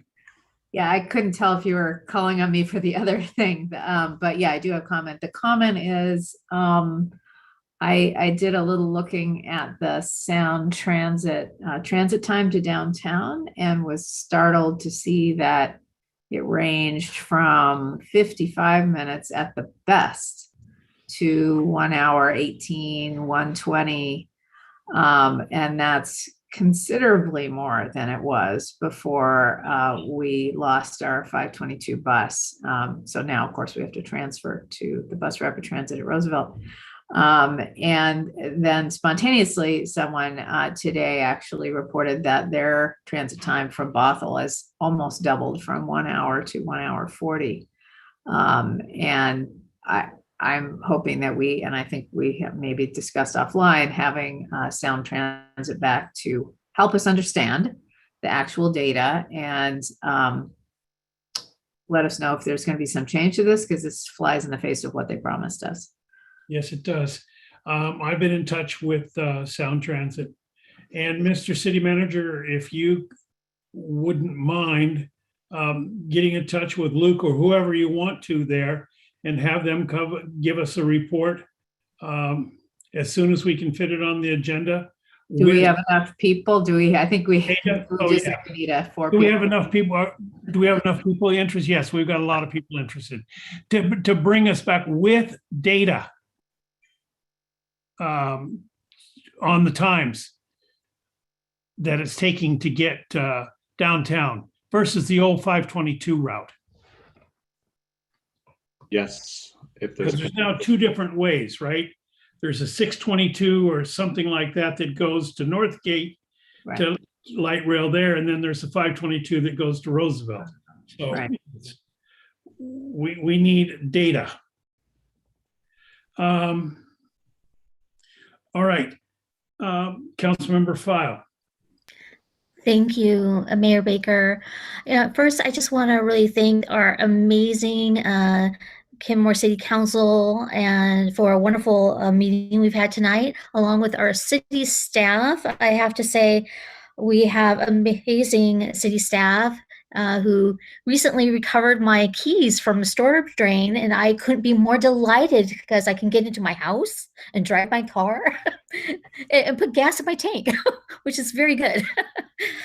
So I really appreciate our Kenmore City staff. So thank you for all you do for our community and for the city of Kenmore. And Councilmember Kugler, I want to thank you for bringing up the Kenmore Cares program. That was on my agenda to bring up tonight. I think it's really important that we reevaluate how it's working, that program, and see if we need to pivot the program a little bit to better serve our community. So I'm really happy that's coming back to us. And I did send everyone a copy, a link to a new tool that connects to the grants that are part of the Build Back Better plan that was approved, which is really exciting because there's infrastructure grants and there's bridge grants and all kinds of brand new funding. And so I implore you to play around with the tool and see if you might find a project that might fit your interest and shop it to our city's manager. I'm sure that he'd appreciate it. So thank you so much, and I want to wish you all a great evening. Deputy Mayor. Nothing to add. And I have nothing to add. We have a regular meeting on the 22nd, a special meeting on the 30th, another special meeting on the 6th, a regular meeting on the 13th. The 46th district, our legislative people for right now is we're having a send-off on the 14th with them. And December 20th is a regular meeting. So other than that, have a great night, folks. Thanks a lot. Good meeting. See you later.